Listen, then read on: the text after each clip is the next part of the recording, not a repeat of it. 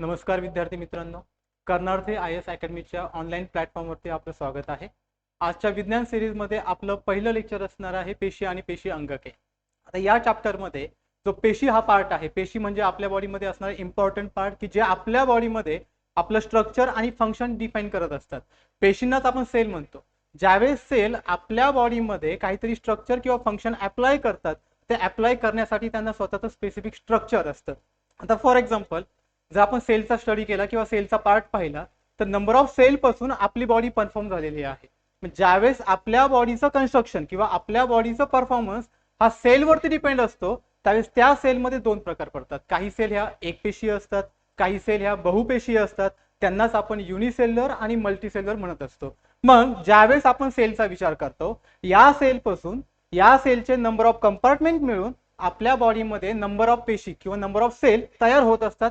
त्यांनाच आपण multi cellular organism म्हणतो. आणि ज्या सेलमध्ये आपल्याला एकच कंपार्टमेंट पाहायला मिळतात त्यांना आपण काय म्हणतो, सिंगल सेल्युलर किंवा युनिसेल्युलर किंवा एक पेशीय.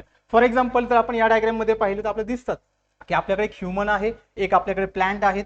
प्लांटमध्ये ज्या डायग्राम आहे, प्लांटमध्ये ज्या काही सेल आहेत त्यांना आपण प्लांट सेल म्हणतो. ॲनिमल मध्ये ज्या सेल आहेत त्यांना आपण ॲनिमल सेल म्हणतो. दोघेही आपण नेकेड आईजने म्हणजे डोळ्याने स्पष्ट पाहू शकतो. याचा अर्थ दोघांमध्ये ज्या काही सेल आहेत त्या सेलचा नंबर ऑफ कंपार्टमेंट आहे. आणि ज्यावेळेस नंबर ऑफ कंपार्टमेंट हे एकत्र येऊन काहीतरी स्ट्रक्चर तयार करतात. आता लक्षात घ्या, स्ट्रक्चर म्हणजे काय की ज्यावेळेस कोणत्याही लिव्हिंग ऑर्गॅनिझमची आपल्याकडे जे एन्व्हायरमेंट आहे ही एक खूप मोठी ब्रॉड कन्सेप्ट आहे. या ब्रॉड कन्सेप्टमध्ये जे काही आपल्याकडे नंबर ऑफ ॲनिमल आहेत, नंबर ऑफ प्लांट आहेत, नंबर ऑफ मायक्रो ऑर्गॅनिझम आहेत किंवा मॅक्रो ऑर्गॅनिझम आहेत, हे सर्वजण सेल पासून बनलेले आहेत. ज्यावेळेस हे सर्वजण सेल पासून बनलेले असतात, या सेलमध्ये काही ना काही स्ट्रक्चर असतं. जर आपण इथं प्लांट आणि ह्युमन पाहिला तर दोघांचं स्ट्रक्चर वेगळं आहे, कारण इथे असणारं दोघांचं जे एकक आहे किंवा दोघांचं जे युनिट आहे ते म्हणजे आहे आपल्याकडे पेशी किंवा सेल. मग ज्यावेळेस सेल पासून आपण कोणत्याही टाईपचं स्ट्रक्चर तयार करतो त्या प्रत्येक स्ट्रक्चरला स्वतःचं काहीतरी फंक्शन असतं. म्हणून आपल्याकडे सेलच्या डेफिनेशन मध्ये किंवा पेशींच्या डेफिनेशन मध्ये एक शब्द आलेला आहे, तो म्हणजे structural and functional unit of living organism किंवा त्यांना आपण काय म्हणतो, संरचनात्मक आणि कार्यात्मक जैविक एकक. लक्षात घ्या, जर आपण इकोसिस्टीम मध्ये कोणताही रोल प्ले करत असेल किंवा कोणतंही फंक्शन अप्लाय करत असेल तर आपल्या बॉडीला किंवा कोणत्याही लिव्हिंग ऑर्गॅनिझमच्या बॉडीला एककाची गरज असते. आणि ते एकक म्हणजे आपल्याकडे काय आहे, पेशी आहे. मग आपल्याकडे ज्या काही पेशी आहेत त्या पेशी फंक्शन प्ले करत असताना किंवा त्यांचं स्ट्रक्चर प्ले करत असताना किंवा अप्लाय करत असताना स्वतःला डिफाईन करतात. आणि डिफाईन करताना ते एकतर एकपेशीय असतात किंवा एकतर बहुपेशीय असतात. ज्यावेळेस ते एकपेशीय असतात, एकपेशीय असल्यावरती त्यांचे फंक्शन वेगळे आहेत. आणि ज्यावेळेस ते बहुपेशीय असतात किंवा त्यावेळेस ते मल्टीसेल्युलर असतात त्यावेळेस त्यांचं स्ट्रक्चर आणि फंक्शन वेगवेगळं आहे. मात्र लक्षात घ्या, ज्यावेळेस आपण सेलचा स्टडी करतो, सेलचा स्टडी करताना आपल्याला दोन गोष्टी खूप महत्वाच्या आहेत. एक तर सेल आपल्याकडे एक पेशीय हवी किंवा सेल आपल्याकडे बहुपेशीय हवी. जर आपण एक पेशीय सेलचा विचार केला तर एक पेशीय किंवा युनिसेल्युलर सेलचा विचार केला तर या पेशी आपण डोळ्यांनी पाहू शकत नाही, म्हणजेच नेकेड आईजने पाहू शकत नाही. मग यांना पाहण्यासाठी आपल्याला मायक्रोस्कोपची गरज पडतात. मात्र लक्षात घ्या, ज्यावेळेस आपण कोणताही ॲनिमल डोळ्यांनी इझिली पाहतो, याचा अर्थ आपण त्याला नेकेड आईजने पाहतो किंवा उघड्या डोळ्यांनी पाहतो. का पाहतो? कारण तो बहुपेशीय असतो किंवा मल्टीसेल्युलर असतो. आणि ज्यावेळेस ऑब्जेक्ट किंवा कोणताही लिव्हिंग ऑर्गॅनिझम हा बहुपेशीय असतो त्यावेळेस त्याला पाहण्यासाठी कोणत्याही टाईपच्या मायक्रोस्कोपची गरज पडत नाही. लक्षात घ्या, नावातच आहे मायक्रो म्हणजे सूक्ष्म. ज्यावेळेस आपल्याला कोणतीही सूक्ष्म सेल पाहायची आहे किंवा सूक्ष्म पेशी पाहायची आहे त्यावेळेस आपल्याला कशाची गरज पडते, मायक्रोस्कोपची किंवा सूक्ष्मदर्शकाची. ज्यावेळेस आपण सूक्ष्मदर्शकाने एखादा ऑब्जेक्ट किंवा कोणत्याही टाईपची सेल पाहतो, सेल पाहताना त्या सेलमध्ये कोणते पार्ट आहेत, त्या सेलच्या पार्टचं फंक्शन काय आहे, ह्या सर्वांचा स्टडी करण्यासाठी आपल्याला मायक्रोस्कोपची मदत होत असते. मग हा जो मायक्रोस्कोप आहे हा मायक्रोस्कोप मल्टिपल पार्ट मध्ये डिवाइड झाला किंवा याचे भरपूर प्रकार आहेत.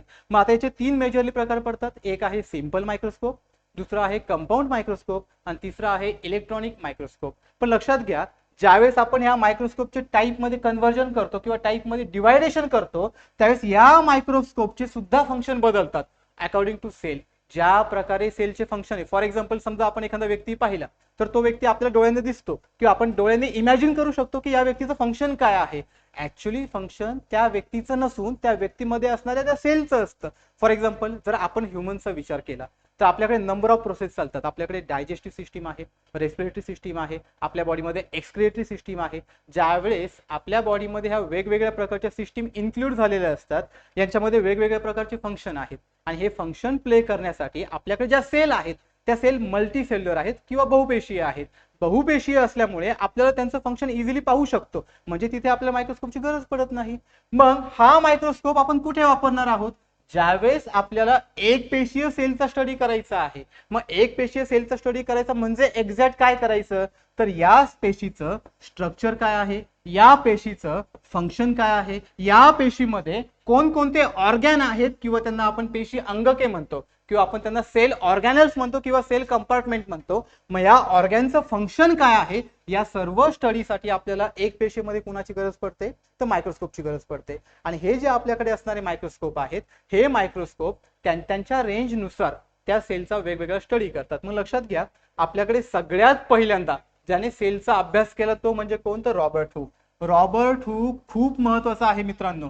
आयोगाने आतापर्यंत 2 ते 3 वेळा रॉबर्ट हुक वरती क्वेश्चन विचारलेला आहे की सेल कोणी डिस्कवर केली किंवा सेलचा अभ्यास पहिल्यांदा कोणी केला, तर त्यांचं नाव काय आहे, रॉबर्ट हुक. मग रॉबर्ट हुकने काय सांगितलं, तर जेवढे काही आपल्याकडे लिव्हिंग ऑर्गॅनिझम आहेत, लिव्हिंग ऑर्गॅनिझम याचा अर्थ होतो की एन्व्हायरमेंटमध्ये किंवा बायोडायव्हर्सिटीमध्ये जेवढे लिव्हिंग ऑर्गॅनिझम आहेत, जेवढे सजीव आहेत, ते सर्व सजीव कशामध्ये येतात, तर आपल्या एन्व्हायरमेंटमध्ये येतात किंवा लिव्हिंग ऑर्गॅनिझम मध्ये येतात. आणि ते सर्व लिव्हिंग ऑर्गॅनिझम कशापासून बनलेले आहेत, सेल पासून. आणि या सेलचा सगळ्यात पहिल्यांदा अभ्यास कोणी केला, तर रॉबर्ट हुकने केला. कधी केला, इन 1665. ज्यावेळेस 1665 मध्ये त्यांनी सेलचा स्टडी केला.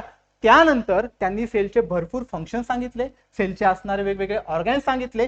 त्यासाठी कोणाची गरज पडते आपल्याला, तर मायक्रोस्कोपची गरज पडते. मात्र लक्षात घ्या, ज्यावेळेस आपल्याकडे एकपेशीय सेल आहेत, ज्यावेळेस आपल्याकडे बहुपेशीय सेल आहेत, एकपेशीय सेल आणि बहुपेशीय सेल आत्ताच आपण पाहिलं कशापासून बनलेले आहेत, स्मॉल कंपार्टमेंट पासून बनलेले आहेत. आता स्मॉल कंपार्टमेंटचा अर्थ काय घ्यायचा, फॉर एक्झाम्पल समजा हे आपल्याकडे प्लांट आहे आणि प्लांटच्या शेजारीच आपल्याकडे एखादा अमिबा आहे. आता इथे मी अमिबा काढलाय, एक्झॅक्ट आपल्याला तो दिसत नाही, पण प्लांट आपल्याला दिसतो. प्लांट कशामुळे दिसतो, कारण हा बहुपेशीय आहे. आपल्याला अमिबा का दिसत नाही, कारण तो एक पेशीय आहे. म्हणजे आपण यांना नेकेड आईजने किंवा उघड्या डोळ्याने पाहू शकतो, यांना पाहू शकत नाही. मग ज्या वेळेस आपण या टाईपचे ऑर्गॅनिझम आपल्याला पाहता येत नाही, यांचं फंक्शन आपल्याला पाहता येत नाही, मग त्यासाठी आपण काय वापरतो, तर मायक्रोस्कोप वापरतो. आणि ज्यावेळेस आपण प्लांटकडे जातो त्यावेळेस आपल्याला कळतं की प्लांटकडे कोणकोणते ऑर्गॅन आहे, कोणत्या ऑर्गॅनचं काय फंक्शन आहे, त्या फंक्शनचा तिथे कोणता ऑर्गॅन तो अप्लाय करतो किंवा प्ले करतो. ज्यावेळेस कोणताही ऑर्गॅन ते अप्लाय करतो त्यावेळेस तिथे असणारे त्यांचे कॅरेक्टर किंवा ज्यावेळेस आपण एखाद्या एक पेशीकडे जातो, एक पेशीकडे जे फंक्शन अप्लाय करणारे ऑर्गॅन आहे या सर्वांचा स्टडी करण्यासाठी आपल्याला कोणाची गरज पडते, तर मायक्रोस्कोपची गरज पडते. मग लक्षात घ्या, मायक्रोस्कोप सेलचा थोडक्यात आत्मा म्हटलं तरी चालेल. म्हणजे मायक्रोस्कोप हा आपला निर्जीव पार्ट आहे, सेल हा आपला सजीव पार्ट आहे. पण जर त्या सेलचा स्टडी करायचा असेल तर विदाऊट मायक्रोस्कोप स्टडी होऊ शकत नाही. जरी आपण बहुपेशीय असलो तरी पण आपल्याला आपल्या सेलचा स्टडी करण्यासाठी कशाची गरज पडते, मायक्रोस्कोपची. आपण भरपूर वेळा आजारी पडतो पहा. आजारी पडल्यावरती आपण ब्लड सॅम्पल घेतो, आपल्याकडे नंबर ऑफ सॅम्पल आहे, युरिन सॅम्पल आहे. ज्यावेळेस आपण ते सॅम्पल कलेक्ट करतो त्या सॅम्पलचं परीक्षण केलं जातं आणि ते परीक्षण आपण अंडर दी मायक्रोस्कोप करतो. लक्षात घ्या, जरी आपल्याला ब्लड सॅम्पल, युरिन सॅम्पल डोळ्याने दिसत असते, आपल्याला कळतंय त्यामध्ये सेलचं काहीतरी पार्ट इन्व्हॉल्व्ह झालेला आहे. सेलचा पार्ट इन्व्हॉल्व्ह झाला म्हणजे काय, की आपण आजारी पडतो याचा अर्थ बॉडीमध्ये काहीतरी बाहेरचा पार्टिकल आलाय की जो कसा असणार आहे, एक पेशी असणार आहे, त्याने आपला आजारी केले. मग अशा पार्टचा स्टडी करण्यासाठी आपण कुणाचा वापर करतो, तर मायक्रोस्कोपचा वापर करतो. मात्र लक्षात घ्या मित्रांनो, ज्यावेळेस आपण मायक्रोस्कोपचा स्टडी करतो या मायक्रोस्कोपच्या वेगवेगळ्या रेंजेस आपल्याला पाहायला मिळतात. पण त्यापूर्वी आपण पाहूयात की आपल्याकडे कोणकोणते एकपेशीय आहेत, कोणकोणते बहुपेशीय आहेत आणि त्या एकपेशीय बहुपेशीय मध्ये काही रेंजेस आहेत. आता रेंजेस म्हणजे काय, तर सगळ्यात लहान सेल किंवा सगळ्यात मोठी सेल. मग लक्षात घ्या, सगळ्यात लहान सेल आपल्याला कोणती सापडते, तर मायकोप्लाझ्मा सापडते. या मायकोप्लाझ्माची रेंज आपल्याला किती सापडते, तर 0.3 मायक्रोमीटर पर्यंत सापडते. मग इव्हन त्यापेक्षा कमी सुद्धा साईज असू शकते. मग 0.1 असू शकते, 0.2 असू शकते, इव्हन 0.3 सुद्धा असू शकते. आणि जर आपण सगळ्यात मोठ्या सेलचा विचार केला तर सगळ्यात मोठी सेल कोणती आहे आपल्याकडे, ऑस्ट्रिक एग आहे त्याची साईज जवळपास 15 सेंटीमीटर आहे. आता मित्रांनो लक्षात घ्या, काही पुस्तकामध्ये साईज 18 सेंटीमीटर दिलेली आहे, पण आपल्या 11वीच्या स्टेट बोर्डच्या बुकमध्ये जी साईज मेन्शन केलेली आहे ती किती आहे? 15 सेंटीमीटर. म्हणजेच याचा अर्थ काय झाला की आपल्याकडे सगळ्यात लहान सेल कोणती आहे तर मायक्रोप्लाझ्मा आहे, आणि सगळ्यात मोठी सेल कोणती आहे तर ऑस्ट्रिक एग आहे, त्याची साईज किती आहे? 15 सेंटीमीटर. आयोगाने या दोघांवरती सुद्धा क्वेश्चन विचारलेले आहेत. इव्हन आयोगाने ह्युमन बॉडीमध्ये जे काही मानवी शरीर आहे या मानवी शरीरामध्ये असणारी सगळ्यात लांब सेल कोणती आहे किंवा लांब पेशी कोणती आहे हे सुद्धा विचारलेलं आहे. तर ती कोणती आहे आपल्याकडे? चेतापेशी आहे. चेतापेशीला आपण काय म्हणतो? Nerve cell. ही नर्व सेल एवढी मोठी आहे की तिने ह्युमन बॉडीमध्ये एक सिस्टीम तयार केलेली आहे. या सिस्टीमला आपण म्हणतो नर्वस सिस्टीम.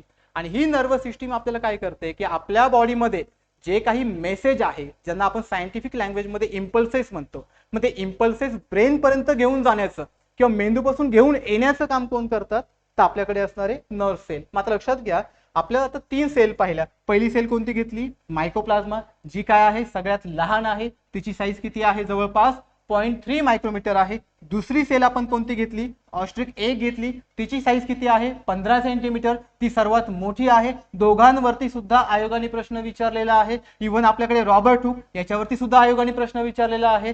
देन आपण कोणती सेल घेतली? Longest cell in human body. आपल्या बॉडी मधली लॉंगेस्ट सेल कोणती आहे तर नर्व सेल आहे. मग आता लक्षात घ्या, नर्व सेल लॉंगेस्ट आहे म्हणजे काय तर आपल्या शरीरामध्ये डोक्यापासून तर पायापर्यंत कुठेही आपण समजा टच केलं किंवा कुठेही आपण नॉर्मल चिमटा जरी काढला तरी आपल्याला कळतं की त्रास होतो किंवा आपल्याला काहीतरी मेसेज इथून पास होतो. मग तो मेसेज पास करण्याचं काम कुणाचं आहे? चेतापेशीचं आहे. म्हणजेच कुणाचं आहे? नर्व सेलचं. म्हणून यांना आपण आपल्या बॉडीमध्ये लॉंगेस्ट सेल म्हणतो. मग ज्यावेळेस आपण या डिफरंट टाईपच्या सेलचा स्टडी करतो याचा अर्थ या सेलला काहीतरी फंक्शन आहेत, म्हणून आपण त्यांना आपल्या जैविक युनिटचं किंवा आपल्या लिव्हिंग ऑर्गॅनिझमचं काय म्हणतो तर एकक म्हणतो. मग लक्षात घ्या, आपल्या बॉडीमध्ये असे नंबर ऑफ सेल आहेत. प्रत्येक सेलचं स्ट्रक्चर वेगळं आहे, त्या सेलचं असणारं फंक्शन वेगळं आहे.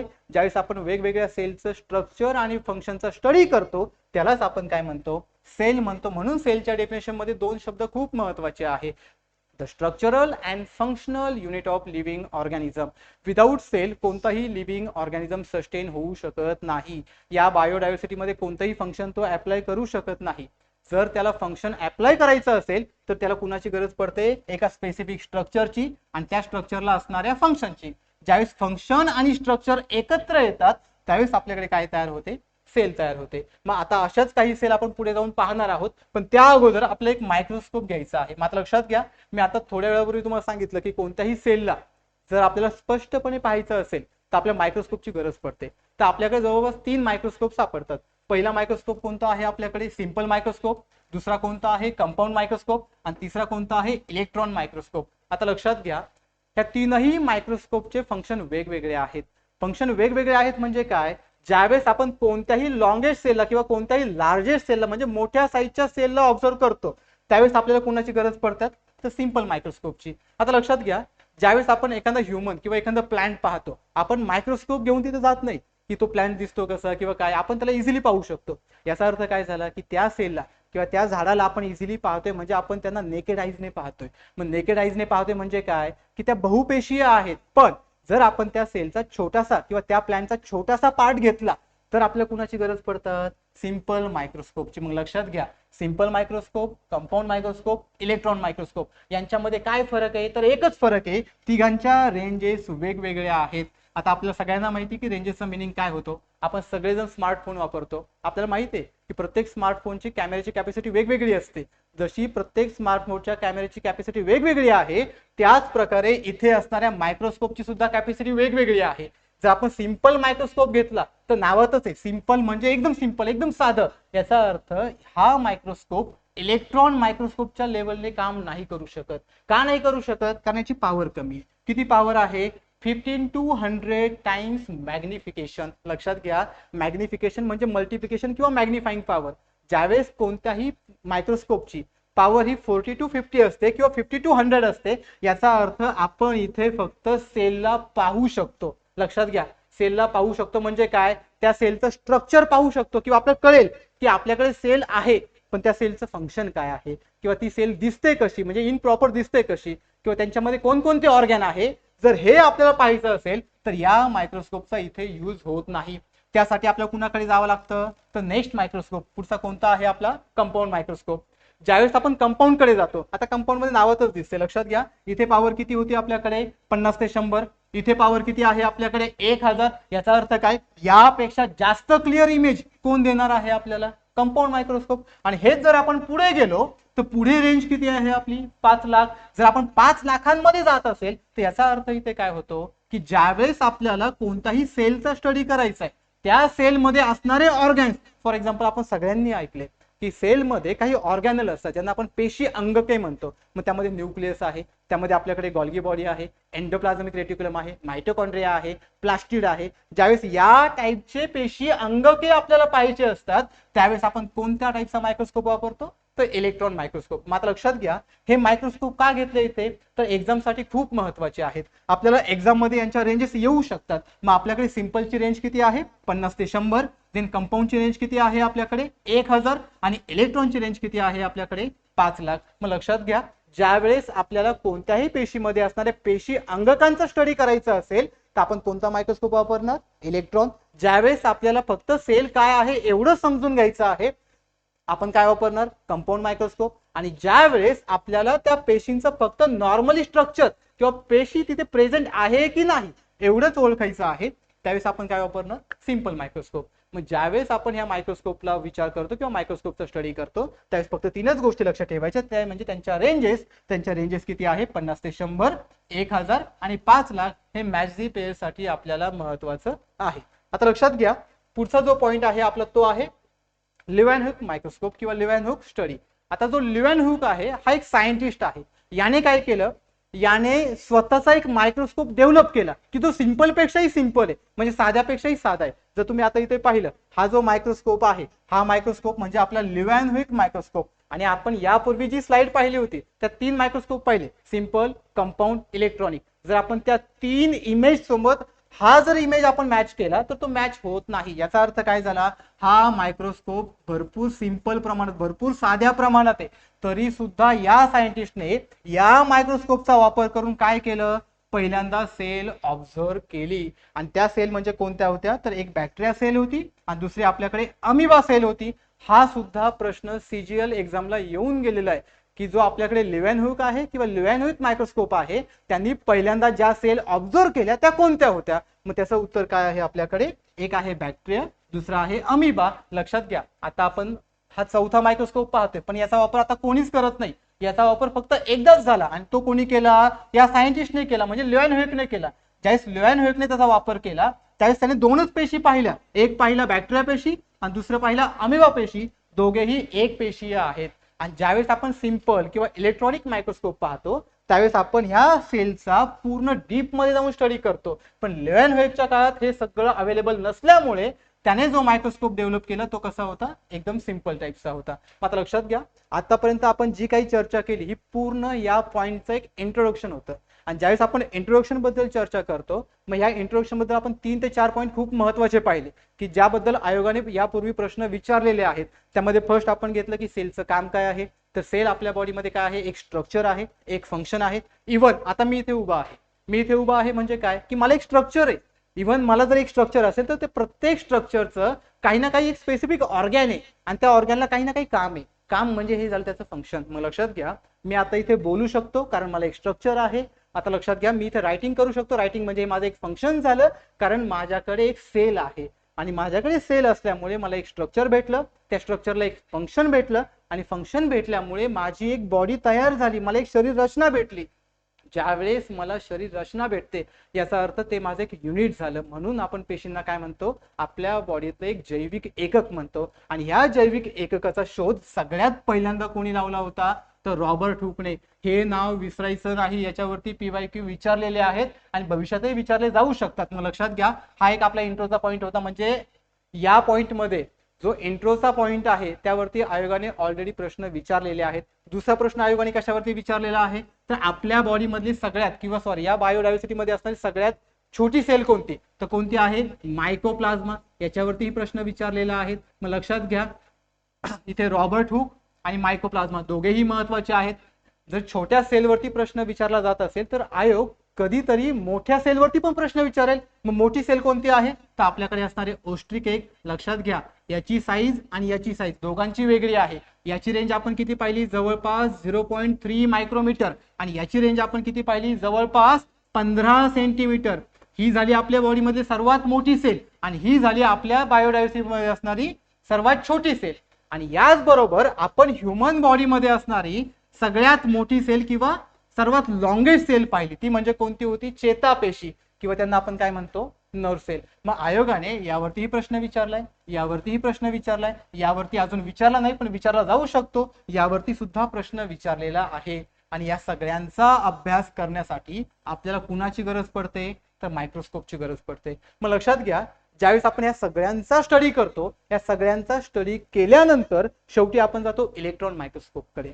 आणि इलेक्ट्रॉन मायक्रोस्कोप कडे गेलो की तो काय करतो की कोणत्याही सेलमध्ये काय आहे, त्या सेलमध्ये कोणकोणते पेशी अंगके आहेत, त्या पेशी अंगकांचा स्टडी करतो आणि मग त्याला कळतं की त्या सेलचं फंक्शन काय आहे, त्या सेलचं स्ट्रक्चर कशामुळे आलेलं आहे. आणि ज्यावेळेस आपल्याला सर्व नॉलेज मिळतं मग त्यांना आपण म्हणतो पेशी अंगके. इथून पुढचा आपला जो चॅप्टर असणार आहे किंवा इथून पुढे जो आपला पॉईंट असणार आहे तो म्हणजे टोटल आपला पेशी अंगकांबद्दल असणार आहे. आणि आतापर्यंत आपण जे पाहिलं ती म्हणजे फक्त पेशीची इन्फॉर्मेशन होती. मग आता या इन्फॉर्मेशन वरती सुद्धा काही PYQ आलेले आहेत. त्यातला पहिला PYQ हा MPSC ने 2020 मध्ये विचारला होता. तो म्हणजे कोणता होता, the cell was first time describe bye.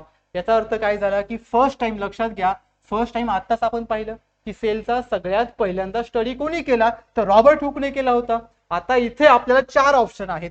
पहिला ऑप्शन आहे लॅमार्क, दुसरा ऑप्शन आहे आपल्याकडे शॉन, थर्ड आहे आपल्याकडे रॉबर्ट हुक आणि फोर्थ वन आहे आपल्याकडे विर्शो. आता लक्षात घ्या हे चारही सायंटिस्ट बायोलॉजी मध्ये महत्वाचे आहेत. या प्रत्येकाचं कॉन्ट्रीब्युशन पुढे आपल्याकडे येणार आहे. पण सध्या आपलं उत्तर काय असणार आहे तर रॉबर्ट हुक असणार आहे. मग लक्षात घ्या रॉबर्ट हुक आयोगाने एकदाच नाही विचारलं तर दोनदा विचारलं आणि CGL एक्झाम मध्ये सुद्धा तो दोनदा येऊन गेलेला आहे. म्हणजे रॉबर्ट हुक आपल्याला महत्वाचा आहे. आता पुढचा आपला PYQ आहे सेकंड PYQ की ह्युमन बॉडीमध्ये लॉंगेस्ट सेल कोणती आहे. ह्युमन बॉडीमध्ये आपली लॉंगेस्ट सेल कोणती आहे, लॉंगेस्ट सेल म्हणजे लांब पेशी कोणती आहे तर लांब पेशी कोणती आहे आपल्याकडे चेतापेशी आहे. आता लक्षात घ्या चेतापेशी आपण हे आधीच इन्फॉर्मेशन मध्ये पाहिलं होतं किंवा इंट्रो मध्ये पाहिलं होतं. मग आपल्या बॉडीमध्ये असणारी जी लॉंगेस्ट सेल आहे तर लॉंगेस्ट सेल कोण आहे नर्व सेल आहे. एकदम सिंपल उत्तर होतं.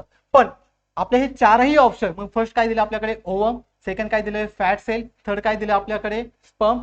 मग ज्यावेळेस आपण ओवम फॅट सेल स्पर्म आणि नर्व सेलचा विचार करतो हे चारही आपल्या ह्युमन बॉडी मधल्या सेल आहेत. ह्या वरच्या 3 सेल आपण पुढे स्टडी करणार आहोत. पण त्यासोबतच आपल्याला सगळ्यात महत्वाची सेल कोणती आहे नर्व सेल. कारण नर्व सेल वरती आपण एक स्पेशल लेक्चर घेणार आहे नर्वस सिस्टीम वरती. आणि नर्वस सिस्टीम म्हणजे आपल्या बॉडीमध्ये असणारी चेतापेशी काय काम करते हे आपण त्यावेळेस पाहणार आहे. मग लक्षात घ्या चेतापेशी आपल्याकडे ज्या काही चेतापेशी आहेत या चेतापेशी आपल्या बॉडीला कंट्रोल करण्याचं काम करतात. आता कंट्रोल म्हणजे काय, मी इथे उभा आहे, मी काहीतरी बोलतोय म्हणजे मला मेंदू माझा सांगतोय म्हणून माझं तोंड काहीतरी बोलू शकतंय. याचा अर्थ माझ्या मेंदूने माझ्यावरती काय ठेवलंय कंट्रोल ठेवलंय आणि त्या कंट्रोल थ्रू तो माझ्यावरती काय ठेवतोय रेग्युलर ऍक्टिव्हिटीचं काम करतोय. म्हणजे रेग्युलर ऍक्टिव्हिटीचं काम करतोय म्हणजे ती सेल कोणती झाली चेतापेशी. मग ही चेतापेशी दिसते कशी तर यांचं स्ट्रक्चर जवळपास आपल्याला यासारखं दिसतं. लक्षात घ्या चेतापेशी जरी आपल्याला एवढीच दिसत असेल तर यांचं एक नेटवर्क असतं आणि हे नेटवर्क आपल्या बॉडीमध्ये डोक्यापासून तर पायापर्यंत पूर्ण पसरलेलं आहे. ज्यावेळेस आपल्या बॉडीमध्ये हे नेटवर्क पसरलेलं असतं त्यांचं एकच काम आहे आपल्या बॉडीतील प्रत्येक ऑर्गनला प्रत्येक अवयवांना ते कसं ठेवतात कंट्रोलमध्ये ठेवतात आणि त्यांच्याकडून कोणत्या ऍक्टिव्हिटी करून घेतात तर रेग्युलर ऍक्टिव्हिटी करून घेतात. आता उरलेला जो नर्वस सिस्टीमचा पॉईंट आहे किंवा चेतापेशींचा पॉईंट आहे हा आपण त्या टॉपिक मध्ये पाहूयात. चला आता सगळ्यात शेवटचा आपला इन्फॉर्मेशनचा किंवा इंट्रोचा लास्ट PYQ आहे तो आहे आपल्याकडे पुन्हा रॉबर्ट हुक आहे. पुन्हा तो रिपीट झालेला क्वेश्चन आहे STI 2012 मध्ये.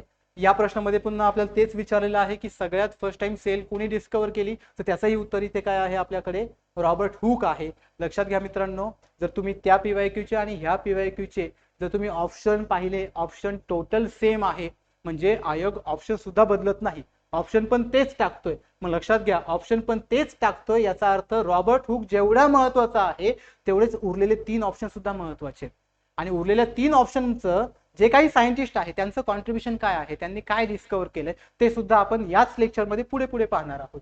चला, तर पुढचा पॉइंट आहे आता आपला टाइप्स ऑफ सेल किंवा पेशींचे प्रकार.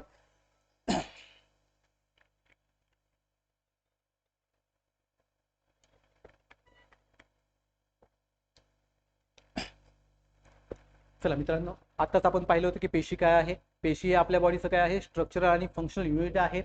मग आता आपण पाहिलं होतं की पेशी आपल्याकडे कशा असतात, काही एकपेशीय आहेत, काही बहुपेशीय आहेत.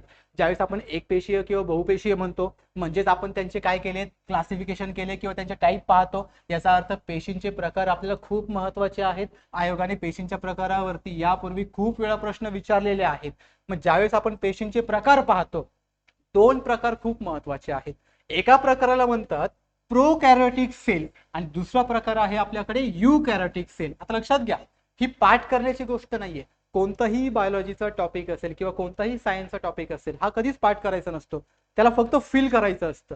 ज्यावेळेस आपण त्याला फील करतो म्हणजे आपण आपल्या बॉडीमध्ये त्या टॉपिकचं एक ॲनिमेशन सेव्ह करतो. आणि ज्यावेळेस आपण त्याचा ॲनिमेशन सेव्ह करतो याचा अर्थ ती गोष्ट आपल्याला पुन्हा वाचण्याची किंवा पुन्हा पाठ करण्याची गरज पडत नाही. मग लक्षात घ्या, जर आपण युकॅरियोटिक आणि प्रोकॅरियोटिक पाहिलं तर इथे पण आपल्याला जस्ट तेच करायचंय, फक्त फील करायचंय आणि त्याची इमेज आपल्याला आपल्या मेंदूमध्ये सेव्ह करून ठेवायची आहे.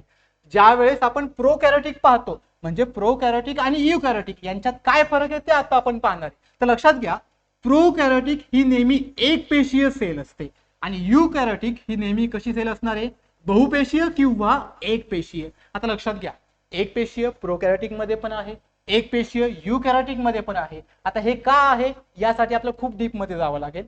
ज्यावेळेस आपल्याकडे लाईफची सुरुवात झाली, लाईफ म्हणजे कोणत्याही सजीवाची ज्यावेळेस निर्मिती होते त्यावेळेस त्या सजीवाची निर्मिती डायरेक्ट बहुपेशीय मध्ये नाही होत. मग सुरुवातीला तो कसा असणार आहे, एक पेशीय. ज्यावेळेस तो एक पेशीय असणार आहे त्यावेळेस तो पूर्ण डेव्हलप झालेला नसतो, तो हळूहळू डेव्हलप होतो. मग ज्यावेळेस तो हळूहळू डेव्हलप होतो त्यावेळेस तो कशामध्ये येणार आहे, युकॅरियोटिक मध्ये. आणि ज्यावेळेस तो सुरुवातीच्या कंडिशन मध्ये आहे त्यावेळेस तो कशामध्ये असणार आहे, प्रोकॅरियोटिक सेल मध्ये. म्हणजेच ज्यावेळेस आपल्याकडे कोणत्याही सजीवाची निर्मिती होते त्यावेळेस तो कसा असणार आहे, प्रोकॅरियोटिक. ज्यावेळेस त्याच्यामध्ये हळूहळू इव्होल्युशन होत गेलं, त्याच्या बॉडीमध्ये काही बदल होत गेले, काही चेंजेस होत गेले, त्यानंतर तो काय झाला, तर युकॅरियोटिक सेल झाला. याच्यावरून आपल्याला एक समजतं की ज्यावेळेस सजीवाची निर्मिती झाली त्यावेळेस आपल्याकडे बहुपेशीय सजीव नव्हता. तर त्यावेळेस आपल्याकडे कोणता सजीव होता, एक पेशीय सजीव होता. आणि त्या एक पेशीय सजीवाला आपण काय नाव दिलं, तर प्रोकॅरियोटिक सेल. मग सिंपल पार्ट आहे, जर कोणत्याही सजीवाची सुरुवात होत असेल तर तो पूर्ण डेव्हलप असणार आहे का, तर अजिबात नाही. लक्षात घ्या, आता आपण पूर्ण डेव्हलप आहोत. म्हणजे काय, तर आपल्याला एक स्ट्रक्चर आहे, आपल्याला एक फंक्शन आहे, आपण एका इकोसिस्टीम मध्ये राहतो. या इकोसिस्टीम मध्ये आपली एक फूड चेन आहे, त्या फूड चेन मध्ये नंबर ऑफ लिव्हिंग ऑर्गॅनिझम म्हणजे भरपूर प्रकारचे सजीव आहेत. त्या सजीवावरती आपण डिपेंड आहे, आपल्यावरती कोणीतरी डिपेंड आहे, म्हणजे एक सिस्टीम तयार झाली. आणि या सिस्टीमला आपण काय म्हणतो, बायोडायव्हर्सिटी किंवा एन्व्हायरमेंट. मग लक्षात घ्या, हे सगळं एन्व्हायरमेंट ज्यावेळेस तयार होतं याची सुरुवात तर कशापासून झालेली आहे, प्रोकॅरियोटिक सेल पासून. म्हणजेच काय की प्रोकॅरियोटिक सेल ज्यावेळेस स्वतःला सुरुवातीच्या स्टेजमध्ये घेऊन येते त्यावेळेस ती सुरुवातीला एकदम सिंपल असते. सिंपल असते म्हणजे काय, आपण कोणत्याही सेलचा विचार केला, जस्ट इमॅजिन करा की ही एक आपल्याकडे सेल आहे. मग ही ॲनिमल सेल असेल किंवा प्लांट सेल असेल, या सेलमध्ये काही पेशी अंगके असणार आहे. फॉर एक्झाम्पल याच्याकडे एक न्यूक्लियस आहे. लक्षात घ्या, ज्यावेळेस सेल एक आहे त्याला आपण म्हणणार एक पेशीय किंवा त्याला आपण म्हणणार युनिसेल्युलर. ज्यावेळेस या पेशींचे नंबर ऑफ ब्लॉक किंवा नंबर ऑफ कंपार्टमेंट तयार होतील त्यावेळेस आपण त्याला काय म्हणणार आहोत, मल्टीसेल्युलर. मग ज्यावेळेस पेशी एकच आहे आणि एकाच पेशीमध्ये न्यूक्लियस पण आहे याचा अर्थ यांची बॉडी वेल डिफाईन आहे, म्हणजे पूर्णपणे तयार झालेली आहे. ज्यावेळेस यांची बॉडी पूर्णपणे तयार झालेली असते याचा अर्थ हे झाले युकॅरियोटिक. आणि ज्यावेळेस यांची बॉडी पूर्णपणे तयार झालेली नसेल त्यावेळेस हे काय झाले, प्रोकॅरियोटिक. आता बॉडी पूर्णपणे तयार न होणे म्हणजे काय, फॉर एक्झाम्पल आपण न्यूक्लियस घेऊयात किंवा केंद्रक घेऊयात. समजा या सेलमध्ये केंद्रक नाही, म्हणजे केंद्रक हा इथे वेल डिफाईन नाही, याचा अर्थ ही सेल काय झाली, प्रोकॅरियोटिक. आणि समजा या सेलमध्ये किंवा या पेशीमध्ये केंद्रक प्रेझेंट आहे किंवा केंद्रकाचं पूर्ण स्ट्रक्चर तयार झालेलं आहे, म्हणजे ही काय झाली आपल्याकडे, युकॅरियोटिक. मग लक्षात घ्या, सेल कशी आहे, एक पेशीय. केंद्रक आहे तर ती झाली युकॅरियोटिक, केंद्रक नाही तर ती झाली प्रोकॅरियोटिक. केंद्रकावरती आणि प्रोकॅरियोटिक वरती यापूर्वी सुद्धा आयोगाने प्रश्न विचारलेला आहे. लक्षात घ्या, जर उद्या आपल्याला एक्झामला आलं की एक पेशीय सेल आहे, केंद्रक आहे, तर ही सेल कोणती ओळखा, तर आपण काय म्हणणार युकॅरियोटिक. एक पेशीय सेल आहे, केंद्रक नाही, सेल ओळखा, तर आपण काय म्हणणार प्रोकॅरियोटिक. म्हणजे ज्यावेळेस केंद्रक असतं त्यावेळेस ती सेल झाली एक पेशीय, पण एक पेशीय कोणती युकॅरियोटिक. ज्यावेळेस केंद्रक नाही त्यावेळेस ती सेल झाली एक पेशीयच, पण कोणती प्रोकॅरियोटिक सेल. मग लक्षात घ्या, खूप सिंपलसा हा पार्ट आहे. या पार्ट मध्ये आपल्याला जे काही महत्वाचं आहे त्या म्हणजे दोनच गोष्टी. एक, त्यांच्याकडे न्यूक्लियस नाही किंवा न्यूक्लियस आहे. जर न्यूक्लियस नसेल तर त्या झाल्या प्रोकॅरियोटिक, आणि जर न्यूक्लियस असेल तर त्या झाल्या युकॅरियोटिक. मात्र लक्षात घ्या, ज्या वेळेस आपण या सगळ्या सेलचा स्टडी करतो त्यावेळेस आपल्याला यांचे एक्झाम्पल सुद्धा खूप महत्वाचे आहेत. कारण आयोगाने आणि सीजीएल एक्झाम मध्ये बायोलॉजीवरती किंवा सायन्सवरती भरपूर क्वेश्चन आलेले आहेत. त्यावर मोस्ट ऑफ क्वेश्चन हे पेशीवरती आलेले आहेत. मग पेशीवरती ज्यावेळेस क्वेश्चन येतात त्यावेळेस पेशींचे एक्झाम्पल सुद्धा महत्वाचे आहेत. मग त्यामध्ये आपल्याकडे एक एक्झाम्पल लक्षात घ्या, जर आपण प्रोकॅरियोटिक कडे गेलो तर प्रोकॅरियोटिक मध्ये सगळ्यात महत्वाचं एक्झाम्पल आहे ई कोलाय. मित्रांनो, ई कोलाय खूप महत्वाचा आहे, कारण यानंतरचे आपण जेवढे टॉपिक पाहणार आहोत रिगार्डिंग टू बायोलॉजी किंवा बायोटेक्नॉलॉजी त्यामध्ये आपल्याला ई कोलाय येणार आहे, कारण ई कोलाय महत्वाचा आहे. मग हा ई कोलाय कसा आहे, एक पेशीय. जर ई कोलाय एक पेशीय आहे, प्रोकॅरियोटिक आहे, याचा अर्थ त्याच्यामध्ये न्यूक्लियस नसणार. देन सेकंड आहे आपल्याकडे स्ट्रेप्टोकोकस. सेम कंडिशन स्ट्रेप्टोकोकस बद्दल पण आहे. स्ट्रेप्टोकोकस मध्ये पण न्यूक्लियस नसणार. न्यूक्लियस नाही याचा अर्थ तो कसा आहे, नॉट वेल डिफाईन्ड, म्हणजेच केंद्रक नसतात. आणि थर्ड एक्झाम्पल आहे आपल्याकडे सायनोबॅक्टेरिया. याला आपण ग्रीन अल्गे सुद्धा म्हणतो. अल्गे म्हणजे शेवाळ, जे आपल्याकडे ब्ल्यू कलरचं किंवा ग्रीन कलरचं शेवाळ आहे ते म्हणजे काय आहेत आपल्याकडे सायनोबॅक्टेरिया. मग तीन एक्झाम्पल आपल्याला प्रोकॅरियोटिक मध्ये लक्षात ठेवायचे आहेत. फर्स्ट एक्झाम्पल काय आहे ई कोलाय, सेकंड एक्झाम्पल काय आहे स्ट्रेप्टोकोकस, आणि थर्ड एक्झाम्पल काय आहे सायनोबॅक्टेरिया. हे तीनही एक्झाम्पल कुणाचे आहेत, प्रोकॅरियोटिकचे. मग याचे एक्झाम्पल का आहेत, कारण यांच्याकडे काय नाही, केंद्रक नाही. हेच जर आपण इकडे आलो युकॅरियोटिक कडे, तर युकॅरियोटिक कशा आहेत आपल्याकडे युनिसेल्युलर ऍज वेल ऍज मल्टीसेल्युलर, म्हणजे एक पेशीय पण आहेत किंवा बहुपेशीय पण आहेत. पण याचं कारण काय आहे इथं एक पेशीय असण्याचं, तर यांच्याकडे केंद्रक आहेत. मग ज्यावेळेस यांच्याकडे केंद्रक असतात त्या कंडिशनला म्हणतात वेल डिफाईन्ड न्यूक्लियस. आणि अशा वेल डिफाईन्ड न्यूक्लियस मध्ये आपल्याला इन्फॉर्मेशन सापडते. लक्षात घ्या, ज्यावेळेस सेल एक पेशीय आहे किंवा बहुपेशीय आहे त्यावेळेस त्यांच्याकडे काय आहेत, न्यूक्लियस आहेत, म्हणजे ते काय झाले युकॅरियोटिक. आणि ज्यावेळेस त्यांच्याकडे केंद्रक नाहीत किंवा न्यूक्लियस नाहीत ते काय झाले प्रोकॅरियोटिक. मग जर न्यूक्लियस असेल तर आपल्या सगळ्यांना माहिती आहे की केंद्रकामध्ये आपल्या बॉडीची इन्फॉर्मेशन आहे, म्हणजे माहिती असते. आणि ती माहिती कोणत्या फॉर्म मध्ये आहे, तर डीएनए आहे, आरएनए आहेत, यांच्याच कॉम्बिनेशनला आपण क्रोमोझोम म्हणतो. ज्यावेळेस कोणत्याही केंद्रकामध्ये क्रोमोझोम्स असतात याचा अर्थ त्यांना काहीतरी फंक्शन आहे, त्यांना काहीतरी कार्य आहे. मग त्यांचे कार्य कोणते असतात, तर एकतर ते सेल वॉल तयार करू शकतात. सेल वॉल म्हणजे यांना पण सेल वॉल आहेत, प्रोकॅरियोटिकचा सुद्धा सेल वॉल आहेत, आणि युकॅरियोटिक मध्ये सुद्धा सेल मेम्ब्रेन किंवा प्लांट मध्ये गेलो सेल वॉल आपल्याला सापडतात. पण जर आपण त्या सेल मेम्ब्रेनचं किंवा सेल वॉलचं फॉर्मेशन करण्यासाठी त्यांना लागणारे जे काही इन्स्ट्रुमेंट आहेत, म्हणजे फॉर एक्झाम्पल त्यांना सेल्युलोज लागतो, त्यांना हेमिसेल्युलोज लागतो, त्यांच्याकडे पेक्टिन लागतो, त्यांना लिपिड लागतो, त्यांना प्रोटीन लागतो. मग ह्या सगळ्यांचं जे काही अमाऊंट आहे ते अमाऊंट तयार करण्याचं काम कुणाकडे असतं, तर केंद्रकाकडे. मग केंद्रकाकडे कसं असतं, तर केंद्रक त्यांना इन्फॉर्मेशन सप्लाय करतो, आणि इन्फॉर्मेशन सप्लाय केली की ह्या सेलमध्ये काही पेशी अंगके असतात. ते पेशी अंगके त्यांच्या बॉडीमध्ये प्रोटीन तयार करतात किंवा सेल्युलोज तयार करतात किंवा हेमिसेल्युलोज तयार करतात, आणि त्यानंतर त्यांना काय येतात, तर सेल वॉल किंवा सेल मेम्ब्रेन येते. म्हणजे थोडक्यात हे झालं यांचं फंक्शन किंवा यांचं कार्य, की जे कार्य त्यांना कोणी दिलेलं आहे, त्यांच्यामध्ये असणारे केंद्रकाने, जे की इकडे नसणार आहे. देन यांच्या बॉडीमध्ये जे काही एक्झाम्पल सापडतात ते कोणते आहेत, फर्स्ट आहे आपल्याकडे प्रोटिस्ट, सेकंड आहे आपल्याकडे प्लांट, देन थर्ड आहे आपल्याकडे ॲनिमल, आणि फोर्थ आहे फंगाई. आता लक्षात घ्या, जर आपण प्रोकॅरियोटिक आणि युकॅरियोटिक दोन्ही एक्झाम्पलचा विचार केला तर आपल्याला लगेच समजतं की हे एक्झाम्पलचे नावं वाचल्यावरती कळतात की हे एक पेशीय आहेत, या एक्झाम्पलचे नावं वाचल्यावरती कळतात की हे बहुपेशीय आहे. याच्यामध्ये प्रोटिस्ट लगेच घेऊ नका. आता बहुपेशीमध्ये काय काय पाहिजे आपल्याला, plant cell, animal cell, fungi cell. इथून पुढे आपण जे काही लेक्चर पाहणार आहोत त्या तिघांवरती पाहणार आहे. त्यामध्ये मोस्ट ऑफ आपण कशावरती पाहणार आहे, प्लांट सेल आणि ॲनिमल सेल मध्ये. आता लक्षात घ्या, यामध्ये जी प्रोटिस्ट सेल आहे ही कशी आहे, एक पेशीय. पण एक पेशीय कशी, तर युकॅरियोटिक, कारण यांच्याकडे काय आहे, पर्टिक्युलर केंद्रक आहे. मात्र लक्षात घ्या, आपल्याला या पॉईंटमध्ये दोनच गोष्टी लक्षात ठेवायच्या की टाईप ऑफ सेलमध्ये दोन प्रकार असतात. काही सेल ह्या प्रोकॅरियोटिक आहेत, काही सेल ह्या युकॅरियोटिक आहेत.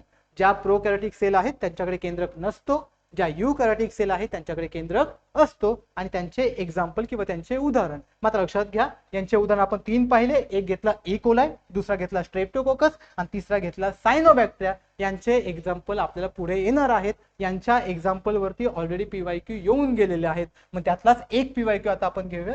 त्यातला एक पीवायक्यू आहे प्रोकॅरियोटिक सेल्स आर फाउंड इन, किंवा मराठीमध्ये पण दिले इकडे आपल्याकडे, अस्पष्ट केंद्रक युक्त पेशी कोणत्या आहेत किंवा ते कशामध्ये आढळतात. आता लक्षात घ्या, इथे एक शब्द आलाय अस्पष्ट केंद्रक. आताच आपण पाहिलं की प्रोकॅरियोटिक मध्ये केंद्रक नसतो. केंद्रक नसतो म्हणजेच त्याचा अर्थ काय झाला की तो केंद्रक कसा आहे, अस्पष्ट.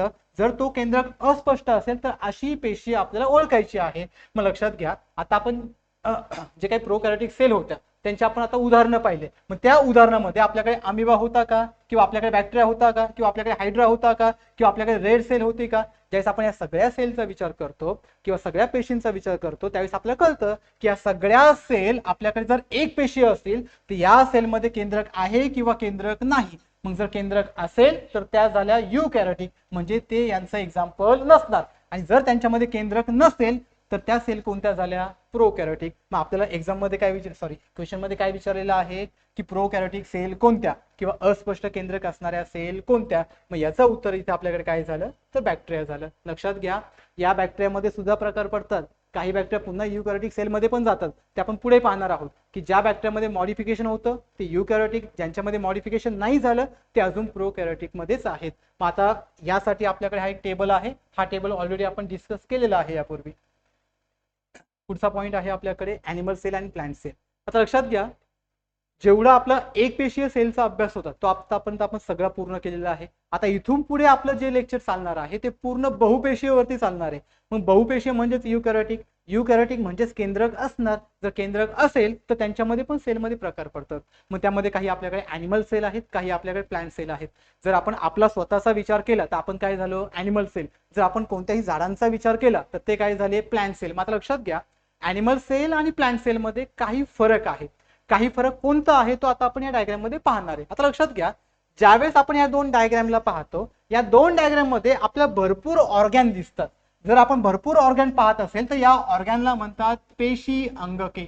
लक्षात घ्या, पेशी अंगके म्हणजे काय, जसे आपल्या बॉडीमध्ये किंवा आपल्या शरीरामध्ये वेगवेगळं काम करण्यासाठी वेगवेगळे ऑर्गॅन आहेत किंवा वेगवेगळे अवयव आहेत, तसेच आपल्याकडे असणारे ज्या सेल आहेत किंवा पेशी आहेत, या पेशीमध्ये असणारे जे काही त्यांचे फंक्शन आहेत किंवा ज्यांचे कार्य आहेत ते कार्य करण्यासाठी त्यांच्याकडे सुद्धा ऑर्गॅन सारखे पार्ट असतात. त्या पार्टला आपण काय म्हणणार आहोत, अंगके म्हणणार आहोत. म्हणजेच काय म्हणणार आहोत, पेशी अंगके. मग आता काही पेशी अंगके हे ॲनिमल सेल आणि प्लांट सेल दोघांमध्ये सेम आहेत, पण काही पेशी अंगके हे फक्त आपल्याला कशामध्ये सापडणार आहेत तर प्लांट सेलमध्ये.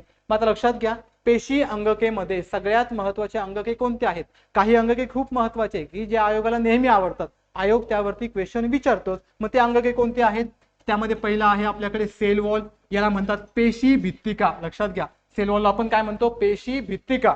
दुसरा आहे आपल्याकडे सेल मेम्ब्रेन, याला म्हणतात पेशी पटल. हे दोनही अंगके खूप महत्त्वाचे आहेत. देन तिसरा आहे आपल्याकडे मायटोकॉन्ड्रिया, याला म्हणतात तंतू कणिका. लक्षात घ्या, आयोगाने आतापर्यंत मायटोकॉन्ड्रियावरती प्रश्न विचारलेले आहेत. म्हणजे आपल्याकडे असणारा मायटोकॉन्ड्रिया, सेल मेम्ब्रेन म्हणजेच पेशी पटल, सेल वॉल म्हणजेच पेशी भित्तिका, हे तीनही महत्त्वाचे आहेत. याचबरोबर आपल्याकडे आहे एंडोप्लाझमिक रेटिक्युलम, देन आपल्याकडे आहे गॉल्गी बॉडी. आता गॉल्गी बॉडीला मराठीत काहीच नाव नाही, कारण गॉल्गी हे सायंटिस्टचं नेम आहे आणि या सायंटिस्टच्या नावाने त्या पार्टला त्याचं एक नाव पडलेलं म्हणजे गॉल्गी बॉडी, किंवा त्याला गॉल्गी कॉम्प्लेक्स पण म्हणतात किंवा गॉल्गी ॲपॅरेटस सुद्धा म्हणतात. देन गॉल्गी झाल्यानंतर आपल्याकडे आहे सायटोप्लाझम. सायटोप्लाझम एक अतिशय महत्त्वाचा पार्ट आहे की जो सेल मध्ये कम्युनिकेशन करतात. आता हे सगळे पार्ट आपण कशामध्ये पाहणार आहे तर आपल्याकडे असणारे ॲनिमल सेल आणि प्लांट सेल मध्ये. मात्र लक्षात घ्या, ॲनिमल सेल आणि प्लांट सेल जर आपण दोघांचा विचार केला तर दोघांमध्ये आपल्याला एक कॉमन पार्ट सापडतो, तो म्हणजे सेल मेम्ब्रेन. किंवा त्याला आपण म्हणतो पेशी पटल. पण सेल वॉल हा दोघांमध्ये कॉमन नाही सापडत, कारण सेल वॉल हा फक्त प्लांट मध्ये सापडतो, म्हणजे वनस्पती पेशीमध्ये सापडतो. मग लक्षात घ्या, वनस्पती पेशीमध्ये सापडतो पण प्राणी पेशीमध्ये सापडत नाही. याचं कारण काय, तर ज्या काही आपल्याकडे पेशी भित्तिका असतात, पेशी भित्तिका म्हणजे सेल वॉल, या पेशी भित्तिकामध्ये किंवा सेल वॉल मध्ये जे काही यांचं स्ट्रक्चर आहे ते डेड झालेलं असतं. आणि ज्यावेळेस स्ट्रक्चर हे डेड झालेलं असतं त्यावेळेस त्यांची जागा कुठे असणार आहे, प्लांट सेलमध्ये. लक्षात घ्या, सिंपल पार्ट आहे. जर आपण आपल्याला छोटासा चिमटा घेतला, त्रास होतो, याचा अर्थ आपल्या बॉडीमध्ये पेशी भित्तिका नाहीत, कारण आपण प्राणी पेशी आहोत. आणि जर आपण एखाद्या झाडाला चिमटा घेतला तर त्रास होणार आहे का, नाही. उलट ते झाड आपल्याला टोचतं. झाड आपल्याला टोचतं म्हणजे त्या झाडामध्ये टिश्यू कोणते आले रे, किंवा सेल कोणत्या आल्या, किंवा पेशी कशा आल्या, तर डेड आल्या. पेशी डेड आल्या म्हणजे त्यांची पेशी भित्तिका डेड आली. लक्षात घ्या. मग ज्यावेळेस पेशी भित्तिका डेड असते त्यावेळेस ती कशामध्ये असणार आहे, प्लांट सेल. आणि अॅनिमल सेल मध्ये कशी असणार आहे, अब्सेंट. दुसरा पॉइंट आहे सेल मेम्ब्रेन. सेल मेम्ब्रेन आपल्याला अॅनिमल सेल आणि प्लांट सेल दोघांमध्ये सुद्धा सापडते, हे आपण पुढे डीप मध्ये घेणार आहोत. Then mitochondria. मायटोकॉन्ड्रिया म्हणजे तंतुकणिका. तंतुकणिका अॅनिमल सेल मध्ये खूप महत्वाच्या आहेत. आपल्या सगळ्यांना माहिती आहे की आपण मायटोकॉन्ड्रियाला पॉवर हाऊस म्हणतो. मग पॉवर हाऊस का म्हणतो, सिंपल आहे. आता मी इथे उभा आहे, मी बोलतोय म्हणजे मला पॉवरची गरज आहे, मला एनर्जीची गरज आहे. आणि मला जी गरज आहे ती गरज कोण भागवते, माझी मायटोकॉन्ड्रिया. कारण मायटोकॉन्ड्रिया म्हणजे एक सेलचं एक असं युनिट आहे किंवा सेलचा असा पार्ट आहे की सेलला जे फंक्शन अप्लाय करायचंय किंवा जे फंक्शन प्ले करायचंय, जे काही कार्य करायचंय, त्याला एनर्जी कोण देतो, मायटोकॉन्ड्रिया. मग आता मी तोंडाने बोलतोय, तोंड बोलतोय म्हणजे तोंड कशापासून बनलेलं आहे, सेल पासून. जर तोंड हे पेशीपासून बनलेलं असेल तर या तोंडाला एनर्जीची गरज आहे आणि ती कोण फुलफिल करणार आहे, तर मायटोकॉन्ड्रिया. हे आपण पुढे डीप मध्ये पाहणार आहोत. देन आहे आपल्याकडे एंडोप्लाझमिक रेटिक्युलम, गॉल्गी बॉडी आणि सायटोप्लाझम. आता या डायग्राम मध्ये आपल्याला काय लक्षात ठेवायचं, लक्षात घ्या, जी सगळ्यात बाहेरची बॉडी आहे किंवा जे सगळ्यात बाहेरचं अंग आहे त्याला आपण काय म्हणणार आहोत, सेल वॉल म्हणणार आहोत. कशामध्ये, प्लांट सेल मध्ये. पण ही सेल वॉल अॅनिमल सेल मध्ये नसते, कारण ही सेल वॉल डेथ असते. आणि ज्या काही प्राणी पेशी आहेत, प्राणी पेशीमध्ये मृत अवयव कोणताही नाही, म्हणून इथे सेल वॉल कशी आहे, अब्सेंट आहे. दुसरा पार्ट आहे आपल्याकडे सेल मेम्ब्रेन, याला म्हणतात पेशी पटल. लक्षात घ्या, पेशी पटल हे सगळ्या सेलमध्ये असतं. मग सगळ्या सेलमध्ये म्हणजे कुठे, सगळ्या प्राणी पेशीमध्ये आहे, सगळ्या वनस्पती पेशीमध्ये आहे. ज्यावेळेस आपण पेशी पटलचा अभ्यास करतो, या पेशी पटल प्रत्येक सेलमध्ये काही ना काही कार्य करतात, हे सुद्धा आपण पुढे लगेच पाहणार आहोत. देन थर्ड आहे आपल्याकडे गॉल्गी ॲपॅरेटस. आताच आपण पाहिलं होतं की गॉल्गी हे काय आहे, एका सायंटिस्टचं नाव आहे. त्या सायंटिस्टच्या नावानुसार या एका अवयवाला किंवा एका अंगाला त्याने काय दिलंय, गॉल्गी ॲपॅरेटस नाव दिलेलं आहे. देन पुढे आपण पाहणार आहोत क्लोरोप्लास्ट. आता क्लोरोप्लास्ट हा पण एक मुद्दा लक्षात ठेवायचा की सेल वॉल सोबत क्लोरोप्लास्ट हा सुद्धा फक्त कशामध्ये असणार आहे, प्लांट सेलमध्ये, अॅनिमल सेलमध्ये नसतो. लक्षात घ्या, आतापर्यंत आपण दोन पार्ट असे पाहिले की जे पार्ट फक्त वनस्पती पेशीमध्येच आहे किंवा प्लांट सेलमध्येच आहे. त्यामध्ये पहिला कोणता आहे, आपल्याकडे असणारा सेल वॉल, आपल्याकडे म्हणजे वनस्पती पेशींकडे. आणि दुसरा कोणता आहे, आपल्याकडे असणारा क्लोरोप्लास्ट. लक्षात घ्या, पण हा क्लोरोप्लास्ट इकडे नसतो. इकडे नसतो म्हणजे कुणाकडे नाही, तर अॅनिमल पेशींकडे नाही. आता लक्षात घ्या. नंतर आहे आपल्याकडे व्हॅक्युअल. व्हॅक्युअल सुद्धा फक्त कुणाकडे असणार आहे, तर प्राणी पेशींकडे. आता हे एवढेच पार्ट आपल्याला महत्वाचे होते, कारण हे पार्ट दोघांमध्ये डिफरन्स क्रिएट करतात. बाकी सर्व पार्ट दोघांमध्ये मोस्ट ऑफ कॉमन सापडतात. आता लक्षात घ्या, ज्यावेळेस आपण ते कॉमन पार्टचा स्टडी करणार आहे तो आता आपल्याला पुढे येणारच आहे. पण एकदा आपण हे तीन पार्ट पुन्हा रिवाइज करूयात की तीन पार्ट प्राणी पेशी आणि वनस्पती पेशीमध्ये वेगवेगळे आहेत. त्यामध्ये पहिला कोणता आहे, पेशी भित्तिका. दुसरा कोणता आहे, पेशी पटल. आणि तिसरा कोणता आहे, क्लोरोप्लास्ट. आता लक्षात घ्या, सॉरी, पेशी पटल नाही, पेशी पटल वनस्पती पेशीमध्ये पण सापडतो. पहिला पार्ट कोणता पाहिला आपण, पेशी भित्तिका. दुसरा कोणता आहे, क्लोरोप्लास्ट. आणि तिसरा कोणता आहे, व्हॅक्युअल. आता व्हॅक्युअल कशाला म्हणायचं, व्हॅक्युअल एक पिशवीसारखा पार्ट असतो. मग पिशवीचं काम काय आहे आपल्याकडे, तर साठवणे किंवा काहीतरी स्टोअर करणे. मग लक्षात घ्या, प्लांट मध्ये किंवा प्लांट सेल मध्ये एक व्हॅक्युअल असते. फॉर एक्झाम्पल हे पहा, ही व्हॅक्युअल आहे. व्हॅक्युअल म्हणजे पिशवीसारखा पार्ट आहे. आता हा पार्ट काय करतो की यांच्या बॉडीमध्ये जे काही मटेरियल आहे किंवा जे काही न्यूट्रिएंट आहे किंवा जे काही वेस्ट मटेरियल आहे त्यांना साठवण्याचं काम करतो. मोस्ट ऑफ हे यांच्या बॉडीमध्ये यांचं जे काही फूड आहे ते साठवण्याचं काम करतात. म्हणून यांना आपण काय म्हणतो, व्हॅक्युअल, की जे प्राणी पेशीमध्ये आपल्याला जास्तीत जास्त सापडत नाही. जरी सापडले तरी ते साईजने छोटे असतात. जर आपण इकडे प्लांट सेलमध्ये पाहिलं ते आपल्याला जास्त मोठे दिसतात, आणि हेच जर आपण अॅनिमल सेलमध्ये गेलो तर ते आपल्याला छोटे दिसतात किंवा मे बी ते नसतात सुद्धा. आता लक्षात घ्या, 3 पार्ट आता आपण पाहिले. पहिला कोणता घेतला? Sale wall. सेल वॉल म्हणजे पेशी भित्तिका. दुसरा आपण कोणता घेतला? क्लोरोप्लास्ट. देन थर्ड आपण कोणता घेतला? व्हॅक्युअल. हे 3 पार्ट फक्त कशामध्ये सापडणार आहेत? Plant cell. लक्षात ठेवायचं, प्लांट सेल मध्ये पहिला पार्ट कोणता आहे? सेल वॉल म्हणजे पेशी भित्तिका.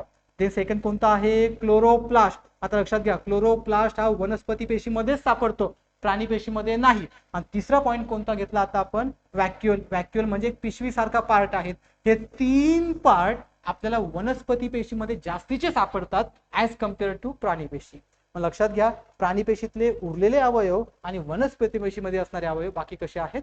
सर्व सेम आहेत. मग आता हे सगळे पेशी अंगके आपण एक एक घेऊयात. आता लक्षात घ्या, त्यातला पहिला अवयव आहे किंवा पहिला अंगक आहे पेशी भित्तिका.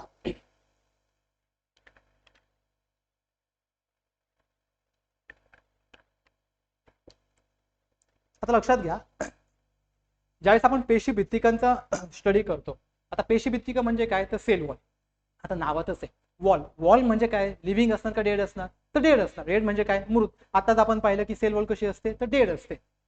कोणत्याही सेलला एक प्रोटेक्टिव्ह कव्हरिंगची गरज असते. आता लक्षात घ्या, प्रोटेक्टिव्ह कव्हरिंग म्हणजे काय? थोडक्यात असं इमॅजिन करा की मी एक ह्युमन आहे, ह्युमनच आहे, पण ज्यावेळेस आपण आपला स्वतःचा विचार करतो, समजा बाहेरून एखादा ऑब्जेक्ट आला किंवा एखादा इन्सेक्ट किंवा कोणताही किडा आला, जर तो माझ्या डायरेक्शनने येत असेल, तो डायरेक्टली तो माझ्या आतमध्ये जाईल का किंवा माझ्या शरीरामध्ये जाईल का? तर नाही जाणार. का नाही जाणार? तर मला एक प्रोटेक्टिव्ह कव्हरिंग आहे. लक्षात घ्या, जशी मला एक प्रोटेक्टिव्ह कव्हरिंग आहे तशीच प्रोटेक्टिव्ह कव्हरिंग कुणाला असते? तर सेलला असते. मग सिंपल आहे, समजा आपण इमॅजिन करूयात की ही एक सेल आहे. सेल म्हणजे पेशी आहे. कोणती पेशी आहे? प्राणी पेशी. का बरं प्राणी? सॉरी, कोणती पेशी आहे? वनस्पती पेशी. का बरं वनस्पती पेशी? कारण आपण पाहतोय पेशी भित्तिका. पेशी भित्तिका प्राणी पेशीमध्ये नसतात, फक्त कशामध्ये आहे? वनस्पती पेशीमध्ये. ज्यावेळेस आपण या पेशी भित्तिकांचा स्टडी करतो किंवा अभ्यास करतो, त्यावेळेस या पेशी भित्तिकांना किंवा या पेशी भित्तिकांच्या आतमध्ये जे काही पेशी अंगके आहेत, त्या पेशी अंगकांचं संरक्षण किंवा त्यांचं प्रोटेक्शन करण्याचं काम कोण प्ले करतात किंवा कोण अप्लाय करतात? तर पेशी भित्तिका. म्हणून या पेशी भित्तिका कुठे असतात? आउटर लेअरला असतात किंवा बाहेरच्या बाजूला असतात. ज्यावेळेस ते बाहेरच्या बाजूला असतात त्यावेळेस ते कसे असणार आहेत? डेड असणार आहेत. आणि ज्यावेळेस ते डेड असतात, याचा अर्थ डेड सेलमध्ये किंवा डेड पार्टमध्ये कोणत्याही प्रकारची ग्रोथ होत नाही. लक्षात घ्या, जर आपण आपला विचार केला तर आपण पूर्वी एवढे होतो, हळूहळू आपल्या बॉडीमध्ये ग्रोथ झाली, कारण आपली प्रत्येक सेल ही सजीव आहे. आणि जर आपल्या प्रत्येक सजीव सेलचा जर आपण विचार केला तर ते ग्रोथ ॲपियर करतात, त्यांची वाढ होते. जर आपण एखाद्या सेलमध्ये मृत पार्ट असेल किंवा डेड पार्ट असेल तर डेड पार्टची ग्रोथ होणार आहे का? तर अजिबात नाही. तसाच डेड पार्ट म्हणजे कोण आहे? सेल वॉल आहे, म्हणजे पेशी भित्तिका आहे. जर पेशी भित्तिका डेड असतील तर त्यांची ग्रोथ होणार आहे का? अजिबात नाही. जर त्यांची ग्रोथ होणार नसेल तर याचा अर्थ त्यांची साईज, त्यांचा शेप हे सगळं काय असणार आहे? एक फिक्स असणार आहे. जर त्यांचा साईज आणि शेप फिक्स असेल तर त्यांच्याकडे एकच काम राहतं, ते म्हणजे प्रोटेक्शन. लक्षात घ्या, ते फक्त संरक्षण करतात. तर कुणाचं संरक्षण करतात? त्यांच्या आतमध्ये असणाऱ्या पेशी अंगकांचं किंवा त्यांच्या आतमध्ये असणाऱ्या सेल ऑर्गॅनेल्सचं किंवा सेल कॉम्पोनंटचं. मात्र लक्षात घ्या, यांच्या आतमध्ये कोणकोणते कॉम्पोनंट आहे? आताच आपण पाहिलं होतं, व्हॅक्युअल आहे, क्लोरोप्लास्ट आहे, देन त्यांच्याकडे असणारा न्यूक्लियस आहे, देन त्यांच्याकडे असणारा क्लोरोप्लास्ट मध्ये असणारे number of plastin, number of grana, number of stroma, हे सगळे पार्ट्स आहेत. ज्यावेळेस आपण ह्या सगळ्या पार्टचा विचार करतो, ह्या सगळ्या पार्टला एका संरक्षणाची गरज पडते. मग संरक्षण का लागतं? तर लक्षात घ्या, कोणत्याही लिव्हिंग सेलला 2 गोष्टींचा धोका असतो. एक तर त्यांना इन्फेक्शन होऊ शकतं किंवा एक तर त्यांना मेकॅनिकल इंजुरी होऊ शकते. आता लक्षात घ्या, जर मेकॅनिकल इंजुरी किंवा त्यांना इन्फेक्शन होऊ शकतं तर अशा गोष्टींपासून त्यांना प्रोटेक्शन हवं असतं. मग ते प्रोटेक्शन देण्याचं काम कोण करतात? तर पेशी भित्तिका करतात किंवा सेल वॉल करतात. मग इथे दिलेलं आहे की पेशींना हे काय करतात? एक आकार देतात, एक संरक्षण देतात आणि एक रिजिडिटी देतात. आता लक्षात घ्या, रिजिडिटी म्हणजे त्यांना कठीण बनवतात, त्यांना स्ट्रॉंग बनवतात. त्यांना स्ट्रॉंग कधी बनवतील? समजा आपण आपल्या हाताची स्किन ओढली तर आपल्या हाताची स्किन ओढली जाते म्हणजे थोडं नॉर्मल असं आपण त्यांना ओढू शकतो. कशामुळे ओढू शकतो? कारण ही जिवंत पेशी आहे. लक्षात घ्या, जर ही जिवंत पेशी असेल तर याचा अर्थ ही रिजिड नाही.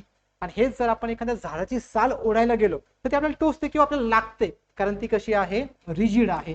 का बरं रिजिड आहे? कारण त्यांच्याकडे काय आहे?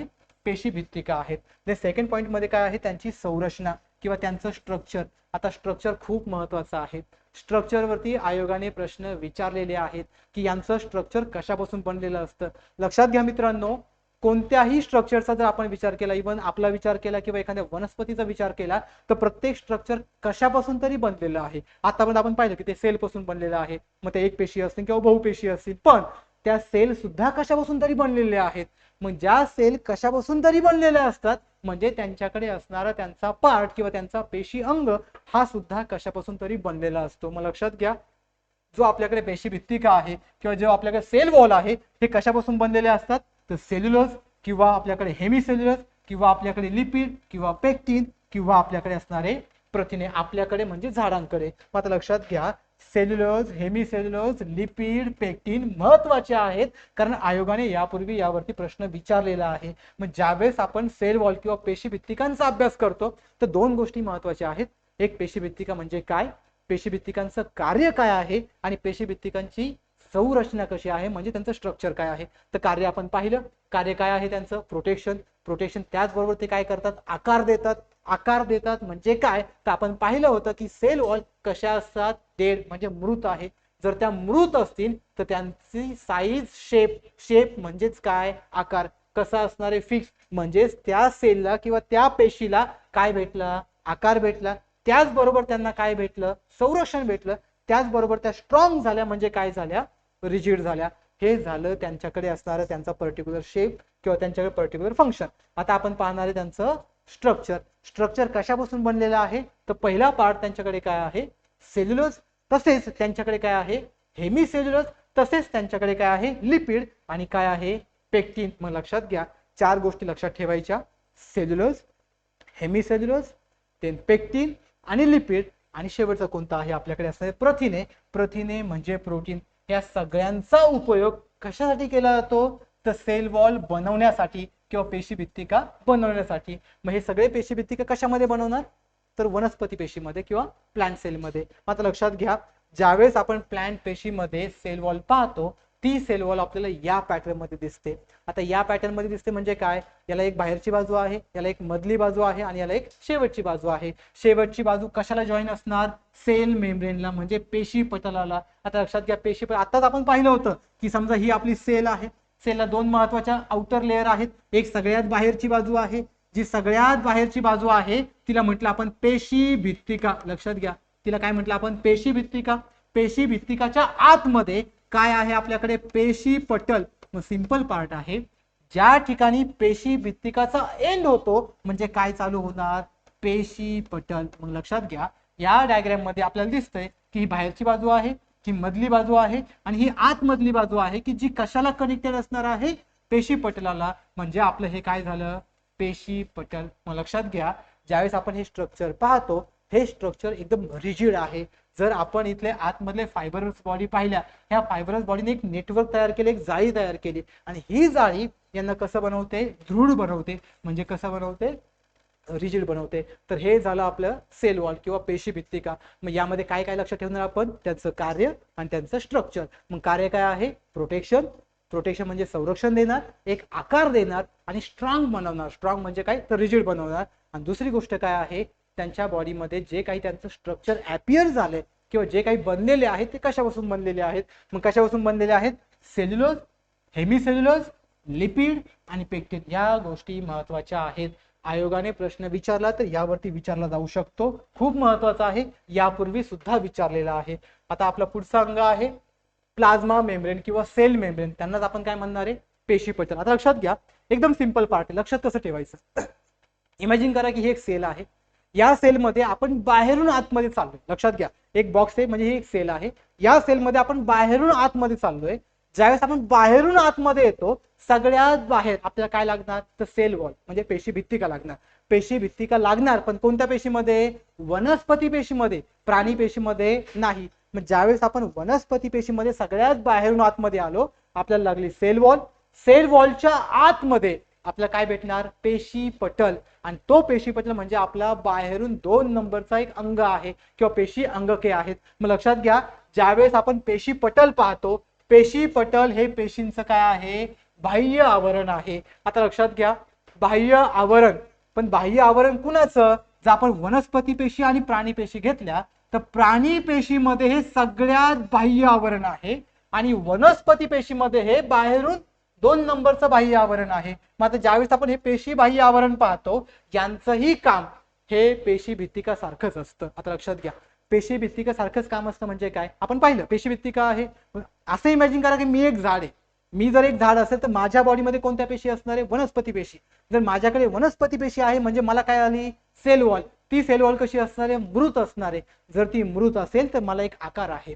जर मला एक आकार असेल तर तो आकार कशापासून बनलेला आहे, सेल्युलोज, हेमिसेल्युलोज, पेक्टिन, लिपिड आणि प्रोटीन. जर या सगळ्यांपासून तो आकार बनलेला असेल तर त्या आकाराच्या आतमध्ये पण एक आकार आहे. त्या आकाराला आपण काय म्हटलेलं आहे, पेशी पटल किंवा सेल मेम्ब्रेन. म्हणजेच ते आपलं किंवा त्या त्या वनस्पती पेशींचं काय झालं, बाह्य आवरण. त्याचबरोबर ते प्राणी पेशींचं पण काय झालं तर बाह्य आवरण. मग ज्यावेळेस आपण या बाह्य आवरणाचा विचार करतो, हे बाह्य आवरणाचं एक सगळ्यात महत्वाचं काम आहे ते म्हणजे ते आपल्या बॉडीमध्ये, आपल्या म्हणजे सेलच्या किंवा पेशींच्या बॉडीमध्ये, पेशींच्या शरीरामध्ये बाहेरची बाजू आणि आतली बाजू वेगळं ठेवण्याचं काम करतं. मात्र लक्षात घ्या, वेगळं ठेवण्याचं काम करतं म्हणजे काय, इथे आपल्याला ते नोट्स मध्ये आलेलं आहे किंवा आपल्या पीपीटी मध्ये आलेलं आहे. मग लक्षात घ्या, समजा ही आपली एक पेशी आहे. या पेशीच्या आतमध्ये एक न्यूक्लियस आहे. असं इमॅजिन करा की एकच अंग आहे. मग आता हे अंग झालं आतमधलं अंग. देन या पेशीच्या बाहेर पण एक ऍटमॉस्फिअर आहे. मग ऍटमॉस्फिअर मध्ये असणारे ऑब्जेक्ट आणि या पेशीच्या आतमध्ये असणारा पार्ट, या दोघांना वेगळं ठेवण्याचं काम कुणाचं आहे तर पेशी पटलाचं आहे. म्हणजे कुणाचं आहे, सेल मेम्ब्रेनचं आहे. मग ते काम प्राणी पेशीमध्ये पण आहे आणि वनस्पती पेशीमध्ये पण आहे. मात्र लक्षात घ्या, पेशी पटल जसं आपण पाहिलं की जी आपली पेशी भित्तिका होती ही 4 घटकांपासून बनलेली होती, सेल्युलोज, हेमिसेल्युलोज, पेक्टिन आणि लिपिड. तसंच आपल्याकडे जे पेशी पटल आहे हे सुद्धा 2 घटकांपासून बनलेलं आहे. एक आहे फॉस्फरस आणि दुसरा आहे मेद किंवा लिपिड किंवा याला आपण फॅट सुद्धा म्हणू शकतो. मग लक्षात घ्या, फॉस्फरस आणि लिपिड ह्या दोघांपासून काय बनलं तर सेल मेम्ब्रेन. आणि जर आपल्याला सेल्युलोज विचारलं तर त्यांच्यापासून काय बनलं तर भित्तिका किंवा पेशी भित्तिका किंवा सेल वॉल बनलेले आहेत. मग जर आपण पेशी पटल पाहिलं तर यांची जी काही जाडी आहे किंवा यांची जी काही थिकनेस आहे ते किती असते, 75 अँगस्ट्रॉंग युनिट म्हणजे 75 अँगस्ट्रॉंग युनिट. याच्यावरती PYQ आलेला आहे. सीजीएल एक्झामने याच्यावरती यापूर्वी PYQ विचारलेला आहे. मग लक्षात घ्या, आयोगाला सगळ्यात महत्वाचा स्कोप प्रश्न विचारण्यात कुठे कुठे आहे तर त्यांचं स्ट्रक्चर काय आहे, त्यांची साईज किती आहे, साईज म्हणजे जाडी किती आहे, तर त्यांची जाडी किती असणार आहे 75 अँगस्ट्रॉंग युनिट. मात्र लक्षात घ्या, पेशी पटल असेल किंवा पेशी भित्तिका असेल या दोघांचं मोस्ट ऑफ फंक्शन सेमच आहे. आता सेम आहे म्हणजे काय, आपण पेशी भित्तिकामध्ये पाहिलं होतं की ते काय करतात, संरक्षण. इथे पण ते काय करणार आहे, संरक्षण. तिथे आपण पाहिलं होतं की ते आकार देतात. इथे पण ते काय देणार आहे, एक आकार देणार आहे. मग ज्यावेळेस पेशी भित्तिका किंवा पेशी पटल कोणत्याही पेशीला आकार किंवा संरक्षण देतात, हे झालं त्यांचं फंक्शन. मग लक्षात घ्या, ज्यावेळेस ते फंक्शन पर्टिक्युलर अप्लाय करतात किंवा प्ले करतात, त्याचबरोबर त्यांच्या बॉडीमध्ये असणारे इंटरनल पार्ट आणि एक्सटर्नल पार्ट यांनाही ते काय करतात, वेगळं करतात. मग आता आपल्याला डायग्राम मध्ये दाखवलंय की सेल मेम्ब्रेन किंवा आपल्याकडे असणारे जे पेशी पटल आहे ते कसं दिसतं. मात्र लक्षात घ्या, जर आपण ह्या पेशी पटलाचा नीट पाहिलं, तुम्ही नीट ऑब्झर्व केलं तर आपण पाहिलं इथे की आपल्याकडे काय आहे, फॉस्फरस आहे. दुसरं आपल्याकडे काय आहे, लिपिड आहे. ज्यावेळेस फॉस्फरस आणि लिपिड एकत्र येतात त्याला म्हणतात फॉस्फोलिपिड. लक्षात घ्या, ज्यावेळेस फॉस्फरस आणि लिपिड, समजा हा फॉस्फरस मॉलिक्यूल आहे हा एकटा आहे, समजा हा लिपिड मॉलिक्यूल आहे हा पण एकटा आहे. ज्यावेळेस 2 मॉलिक्यूल एकत्र येतात हे झाले 2, 2 ला म्हणतात बाय. आणि ज्यावेळेस 2 एकत्र येऊन एक लेयर तयार करतात त्याला म्हणतात बाय लेयर. आणि या बाय लेयरला आपण काय म्हणणार, मग phospholipid by layer. He phospholipid by layer आपल्या कशामध्ये सापडणार, पेशी पटलामध्ये. मग या फॉस्फोलिपिड बायलेअर मध्ये भरपूर मॉलिक्यूल आहेत. आता हे सगळे मॉलिक्यूल पुढे आपण पुन्हा एकदा पाहणार आहोत. आता लक्षात घ्या, जसे फॉस्फोलिपिड बायलेअर पेशी पटलाला मजबूत करतात तसेच आपण पेशी भित्तिकामध्ये पण पाहिले होते, सेल्युलोज, हेमिसेल्युलोज, लिपिड, पेक्टिन हे सुद्धा पेशी भित्तिकांना काय करतात तर मजबूत करतात. मग लक्षात घ्या, या पेशी अंगकामध्ये 2 गोष्टी महत्त्वाच्या आहेत. पहिलं म्हणजे त्यांचं स्ट्रक्चर आणि दुसरं म्हणजे त्यांचं फंक्शन. त्यांचं स्ट्रक्चर काय आहे, फॉस्फरस आणि लिपिड. देन त्यांची साईज, साईज किती आहे, साईज म्हणजे त्यांची जाडी किंवा त्यांची थिकनेस किती आहे 75 अँगस्ट्रॉंग युनिट किंवा 75 अँगस्ट्रॉंग युनिट. देन त्यांचं कार्य म्हणजे फंक्शन काय आहे, आकार देणे आणि संरक्षण देणे किंवा सेल मध्ये असणारे इंटरनल पार्ट आणि एक्सटर्नल पार्ट यांना वेगवेगळं करणं. हे झालं पेशी पटलाचं काम. लक्षात घ्या, पेशी भित्तिका आणि पेशी पटल यामध्ये फारसा फरक नाही, एकच फरक आहे. जी पेशी भित्तिका आहे ती फक्त प्राणी पेशीमध्ये आहे आणि जी आपल्याकडे वनस्पती पेशीमध्ये आहे, आणि जे आपल्याकडे पेशी पटल आहे ते दोघांकडे पण आहे, प्राणी पेशीमध्ये पण आहे आणि वनस्पती पेशीमध्ये पण आहे. चल आता आपण पुढे जाऊयात. पुढचा पॉईंट आहे आपल्याकडे एंडोप्लाझमिक रेटिक्युलम. सगळ्यात महत्त्वाचा पॉईंट आहे. आयोगाने सगळ्यात जास्त वेळा यावरती प्रश्न विचारलेले आहेत.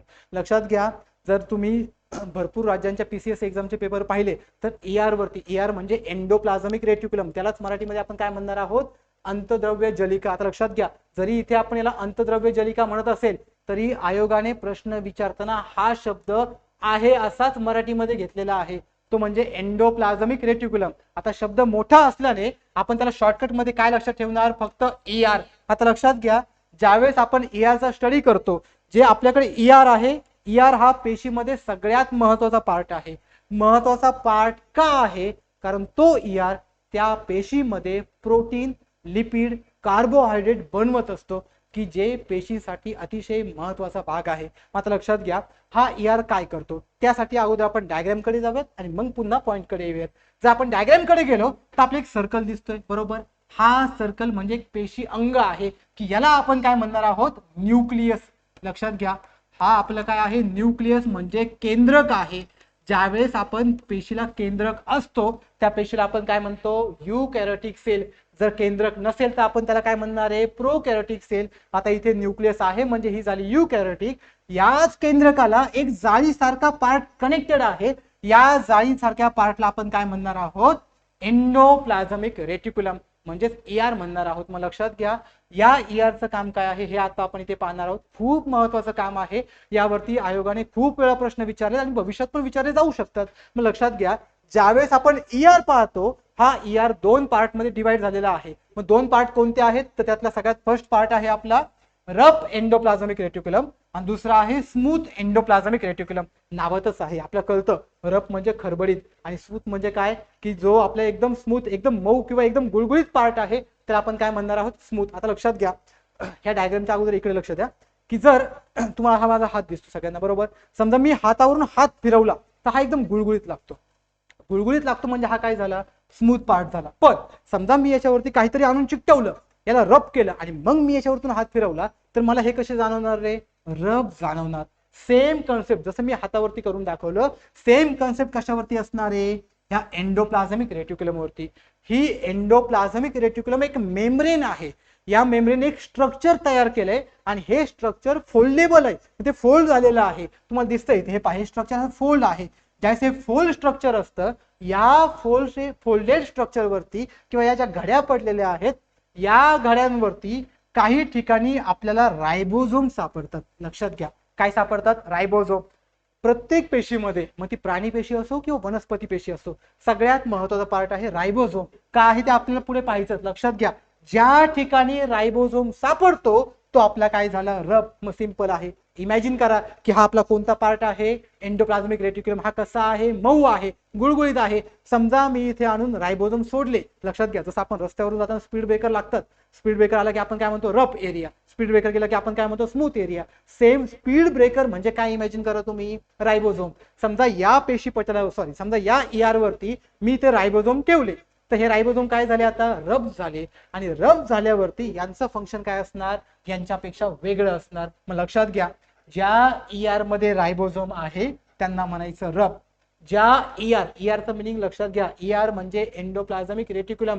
तुम्ही पण हाच शब्द लक्षात ठेवा, कारण आयोगाने हाच शब्द वापरलेला आहे मराठीमध्ये सुद्धा. मग ज्यावेळेस आपल्याकडे ER मध्ये रायबोझोम नसतात त्याला आपण काय म्हणणार आहोत, स्मूथ. मग लक्षात घ्या, आता हे रायबोझोम असतात, रायबोझोम नसतात, मग ह्या रायबोझोमला एवढं महत्व का, तर ह्या रायबोझोम मुळे त्या ER चं फंक्शन बदलतं. फंक्शन बदलतं म्हणजे काय, ER एकच पार्ट आहे, पण त्या पार्ट मध्ये जिथे जिथे रायबोझोम आहेत तुम्हाला दिसतील, हे पहा इथे आपल्याला डॉट डॉट पोर्शन दिसतोय, हे सगळे डॉटेड पोर्शन म्हणजे आपले काय आहेत, रायबोझोम आहेत. ज्यावेळेस आपण ह्या रायबोझोमचा विचार करतो, फंक्शन बदललं. जर एखाद्या ठिकाणी रायबोझोम नसतील, लक्षात घ्या, हा पार्ट पहा, इथे आपल्याला रायबोझोम दिसत नाही किंवा डॉट पोर्शन दिसत नाही, म्हणजे हा पॉइंट कोणता झाला आपला, स्मूथ ER. आणि हा पॉइंट कोणता झाला आपला, रफ ER. जर आपण स्मूथ ER चा विचार केला, रायबोझोम नाही. स्मूथ रफ ER चा विचार केला, रायबोझोम आहे. यावरती आयोगाचा प्रश्न आलेला आहे. लक्षात घ्या, आयोगाने विचारलंय की ज्यांच्यामध्ये रायबोझोम असतात ते काय आहेत, तर ते काय आहेत, रफ ER. ज्यांच्यामध्ये रायबोझोम नसतात तर ते काय आहेत आपल्याकडे स्मूथ ER आहे. मग ज्यावेळेस आपण रफ ER आणि स्मूथ ER चा विचार करतो त्यावेळेस दोघांचं फंक्शन बदलतं ते एका गोष्टीमुळे, ते म्हणजे रायबोझोम असणे किंवा रायबोझोम नसणे. आता लक्षात घ्या, ज्यावेळेस रायबोझोम असतात म्हणजे रफ ER त्यावेळेस ते काय बनवतात तर आपल्या बॉडीमध्ये प्रोटीन सिंथेसिस म्हणजे प्रथिनांचं संश्लेषण करतात किंवा प्रथिने बनवतात. सगळ्यात महत्त्वाचा पार्ट आहे. आपण प्रोटीन वगैरे खूप वेळा ऐकलेलं आहे की आपल्याकडे नंबर ऑफ प्रोटीन आहेत. फॉर एक्झाम्पल आपल्याकडे 20 अमिनो ऍसिड आहेत. लक्षात घ्या, अमिनो ऍसिड आपण पुढे पाहणारच आहोत, पण अमिनो ऍसिड झालं किंवा प्रोटीन झालं हे सगळं जे आपल्या बॉडीमध्ये इसेन्शियल पार्ट आहे ना, आता अमिनो ऍसिड यामध्ये इन्क्लूड करू नका, फक्त प्रोटीन धरा. ज्यावेळेस आपण प्रोटीनचा विचार करतो हे प्रोटीन बनवण्याचं काम कुणाचं आहे, रायबोझोम. ज्यांच्या शरीरामध्ये रायबोझोम नसतात त्यांच्या बॉडीमध्ये प्रोटीन तयार होत नाही. म्हणजे शरीरामध्ये प्रोटीन बनवण्यासाठी किंवा प्रथिने बनवण्यासाठी आपल्या कुणाची गरज आहे, रायबोझोमची गरज आहे. मग सिंपल पार्ट आहे, लक्षात ठेवा, पार्ट करायचंच नाही, इमॅजिन करायचं. प्रोटीन आपल्या बॉडीचा इसेन्शियल पार्ट आहे, एक महत्वाचं न्यूट्रिशन आहे. जर महत्वाचं न्यूट्रिशन असेल तर कोण मिळवून देणार, रायबोझोम. मग ज्या ठिकाणी रायबोझोम आहे तो कोणता ER झाला, रफ ER. आणि याच्या ऑपोजिट गेलो तर ज्या ठिकाणी रायबोझोम नाही तो कोणता ER झाला, स्मूथ ER. मग हा स्मूथ ER आपल्या बॉडीला काय मिळवून देणार, एक म्हणजे कर्बोदके म्हणजेच कार्बोहायड्रेट आणि दुसरा म्हणजे चरबी सारखा पार्ट, त्याला आपण लिपिड किंवा फॅट म्हणू शकतो. मग लक्षात घ्या, ER मध्ये दोनच गोष्टी लक्षात ठेवा, एक म्हणजे रायबोझोम, रायबोझोम असले तर रफ ER, रायबोझोम नसले तर स्मूथ ER. मग रायबोझोम आहे म्हणजे काय बनवणार, प्रोटीन. रायबोझोम नाही म्हणजे काय बनवणार, कार्बोहायड्रेट आणि लिपिड मॉलिक्यूल. म्हणजे ER तीन गोष्टी बनवतो, एक झालं प्रोटीन, दुसरं झालं कार्बोहायड्रेट, तिसरं झालं लिपिड. कार्बोहायड्रेट म्हणजे कर्बोदके, लिपिड म्हणजे आपल्या बॉडीमध्ये असणारी चरबी किंवा ती आपल्याला वॉन्टेड पण असेल किंवा अनवॉन्टेड पण असेल. हे सगळं बनवण्याचं काम कुणाचं आहे, आपल्या बॉडीमध्ये असणाऱ्या एंडोप्लाझमिक रेटिक्युलमचं, की जो कशाला कनेक्टेड आहे, आपल्या बॉडीमध्ये असणाऱ्या केंद्रकाला. लक्षात घ्या, जर एखाद्या पेशीमध्ये केंद्रक आहे पण त्या केंद्रकाला ER नाही तर ती पेशी जगून फायदाच नाही, कारण त्या पेशीचं पुढे काही फंक्शन होतच नाही. म्हणजे आपल्याकडे असणारा ER, आपल्याकडे म्हणजे पेशीकडे असणारा ER हा नेहमी केंद्रकाला कसा असणार, जॉईन असणार. आणि त्या ER चे किती भाग पडणार, दोन भाग पडणार. एक कोणता असणार, रफ ER, दुसरा कोणता असणार, स्मूथ ER. त्यामध्ये रायबोझोम असणार, रायबोझोम नसणार. हे प्रोटीन बनवणार, हे कार्बोहायड्रेट आणि लिपिड बनवणार. चला आता पुढचा पॉइंट आहे आपल्याकडे गॉल्गी बॉडी. गॉल्गी बॉडी हा एकदम सिंपल पार्ट आहे. लक्षात घ्या, जसं आता आपण पाहिलं की ER हा न्यूक्लियस वरती डिपेंड आहे, त्याच प्रकारे गॉल्गी हा ER वरती डिपेंड आहे. आता ER वरती डिपेंड आहे म्हणजे काय, लक्षात घ्या, आता आपण पाहिलं की ER काय काय बनवतं, प्रोटीन बनवतं, फॅट बनवतं म्हणजे लिपिड बनवतं आणि कार्बोहायड्रेट बनवतात. ज्यावेळेस या तीन गोष्टी बनतात, या तीन गोष्टींना पॅक करण्याचं काम करतात गॉल्गी बॉडी. लक्षात घ्या, गॉल्गी हे सायंटिस्टचं नाव आहे. त्या सायंटिस्टने तो ऑर्गॅन शोधला म्हणून त्याने त्याला नाव देऊन टाकलं. याचं मराठी सुद्धा काय येणार, गॉल्गी बॉडीच येणार. मग ज्यावेळेस आपण गॉल्गी बॉडीचा विचार करतो, हे गॉल्गी बॉडी काय करतात, जे एंडोप्लाझमिक रेटिक्युलमने बनवलेलं साहित्य आहे, म्हणजे तीन साहित्य, प्रथिने, कार्बोदके आणि चरबी, यांना पॅक करण्याचं किंवा यांच्यामध्ये बदल घडून आणण्याचं काम कुणाचं आहे, गॉल्गी बॉडीचं. मग यासाठी गॉल्गी बॉडीमध्ये दोन बाजू असतात. लक्षात घ्या, दोन बाजू आहेत. एका बाजूला म्हणतात सीस फेस, सीस म्हणजे समोरची बाजू, आणि दुसऱ्याला म्हणतात ट्रान्सफेस. ट्रान्सफेस म्हणजे इथून त्यांचं जे काही मटेरियल आहे ते इथून बाहेर पडतं. मग लक्षात घ्या, याच्या वरती जर आपण सीस फेसच्या वरती गेलो तर इथे कोण असणार आहे, आपला एंडोप्लाझमिक रेटिक्युलम, की जो कशाला जॉईन असणार आहे, केंद्रकला. जर तो केंद्रकाला जॉईन असेल तर केंद्रकामधून इन्फॉर्मेशन आली कुणाकडे, एंडोप्लाझमिक रेटिक्युलमकडे. यांनी काय काय बनवलं रे, प्रोटीन बनवलं, सेकंड काय बनवलं, लिपिड बनवलं, देन काय बनवलं, कार्बोहायड्रेट बनवले. हे सगळं बनवलेलं आलं कुणाकडे, ह्या सीस फेस मध्ये म्हणजे समोरच्या बाजूकडे. आणि हे समोरचे बाजू त्याला कॅप्चर करतात, रिसिव्ह करतात. त्याला एकदा रिसिव्ह केलं की ते त्यांच्या नंबर ऑफ पार्ट मधून जातात. ज्यावेळेस ते नंबर ऑफ पार्ट मधून जातात, लक्षात घ्या, आता नंबर ऑफ पार्टला काय म्हणतात, जो इथे आपल्याला पार्ट दिसतो याला मेम्ब्रेन म्हणतात. मेम्ब्रेन वरती सुद्धा आयोगाने प्रश्न विचारलेला आहे की कोणता पेशी अंगकाला मेम्ब्रेन आहे किंवा मेम्ब्रेन नाही, ते आपण पुढे पाहणारच आहोत. लक्षात घ्या, इथे जी मेम्ब्रेन आहे त्याला म्हणतात सिस्टर्ने, आणि जो सिस्टर्नेचा पार्ट आहे हा काय करतो, लक्षात घ्या, सिंपल पार्ट आहे. आपण सगळ्यांनी इंडस्ट्रियल एरिया पाहिलाय, आपल्याला कळतं इंडस्ट्रियल एरियामध्ये बनवण्याची प्रोसेस एका ठिकाणी चालते, जे काही बनवलंय ते पॅकिंग करण्याची प्रोसेस एका ठिकाणी चालते. म्हणजे प्रोसेसिंग हाऊस वेगळं आहे, पॅकेजिंग हाऊस वेगळं आहे. लक्षात घ्या, जसं इंडस्ट्रीमध्ये चालतं तशी पेशी पण एक काय आहे, इंडस्ट्री आहे. या इंडस्ट्रीमध्ये जे प्रोडक्शन हाऊस आहे ते म्हणजे आपलं कोण होतं, ER. आणि जे पॅकिंग हाऊस आहे ते म्हणजे कोण असणार आहे, आपलं गॉल्गी बॉडी. आणि ज्यावेळेस गॉल्गी बॉडीमध्ये जे ER ने बनवलेले मटेरियल येणार आहे ते त्याला काय करणार आहे, पॅक करणार आहे. म्हणजे सगळ्यात महत्वाचं यांचं पहिलं फंक्शन काय झालं, पॅकिंग करणे. लक्षात घ्या, इथे आलेलं आहे. मग ज्यावेळेस आपण पॅकिंग करणार म्हणजे काय करणार, तर ER ने जे बनवलेलं आहे, काय बनवलंय, प्रोटीन, लिपिड, कार्बोहायड्रेट. महत्वाचं आहे, आयोगाने विचारलेलं आहे. मग हे बनवलेलं कशामध्ये जाणार, या समोरच्या बाजूमध्ये. कोणत्या फॉर्म मध्ये जाणार, त्या वेसिकलच्या फॉर्म मध्ये जाणार. आता लक्षात घ्या, वेसिकल म्हणजे काय, कोणतंही साहित्य घेऊन जायचं असेल तर एक पिशवी लागते.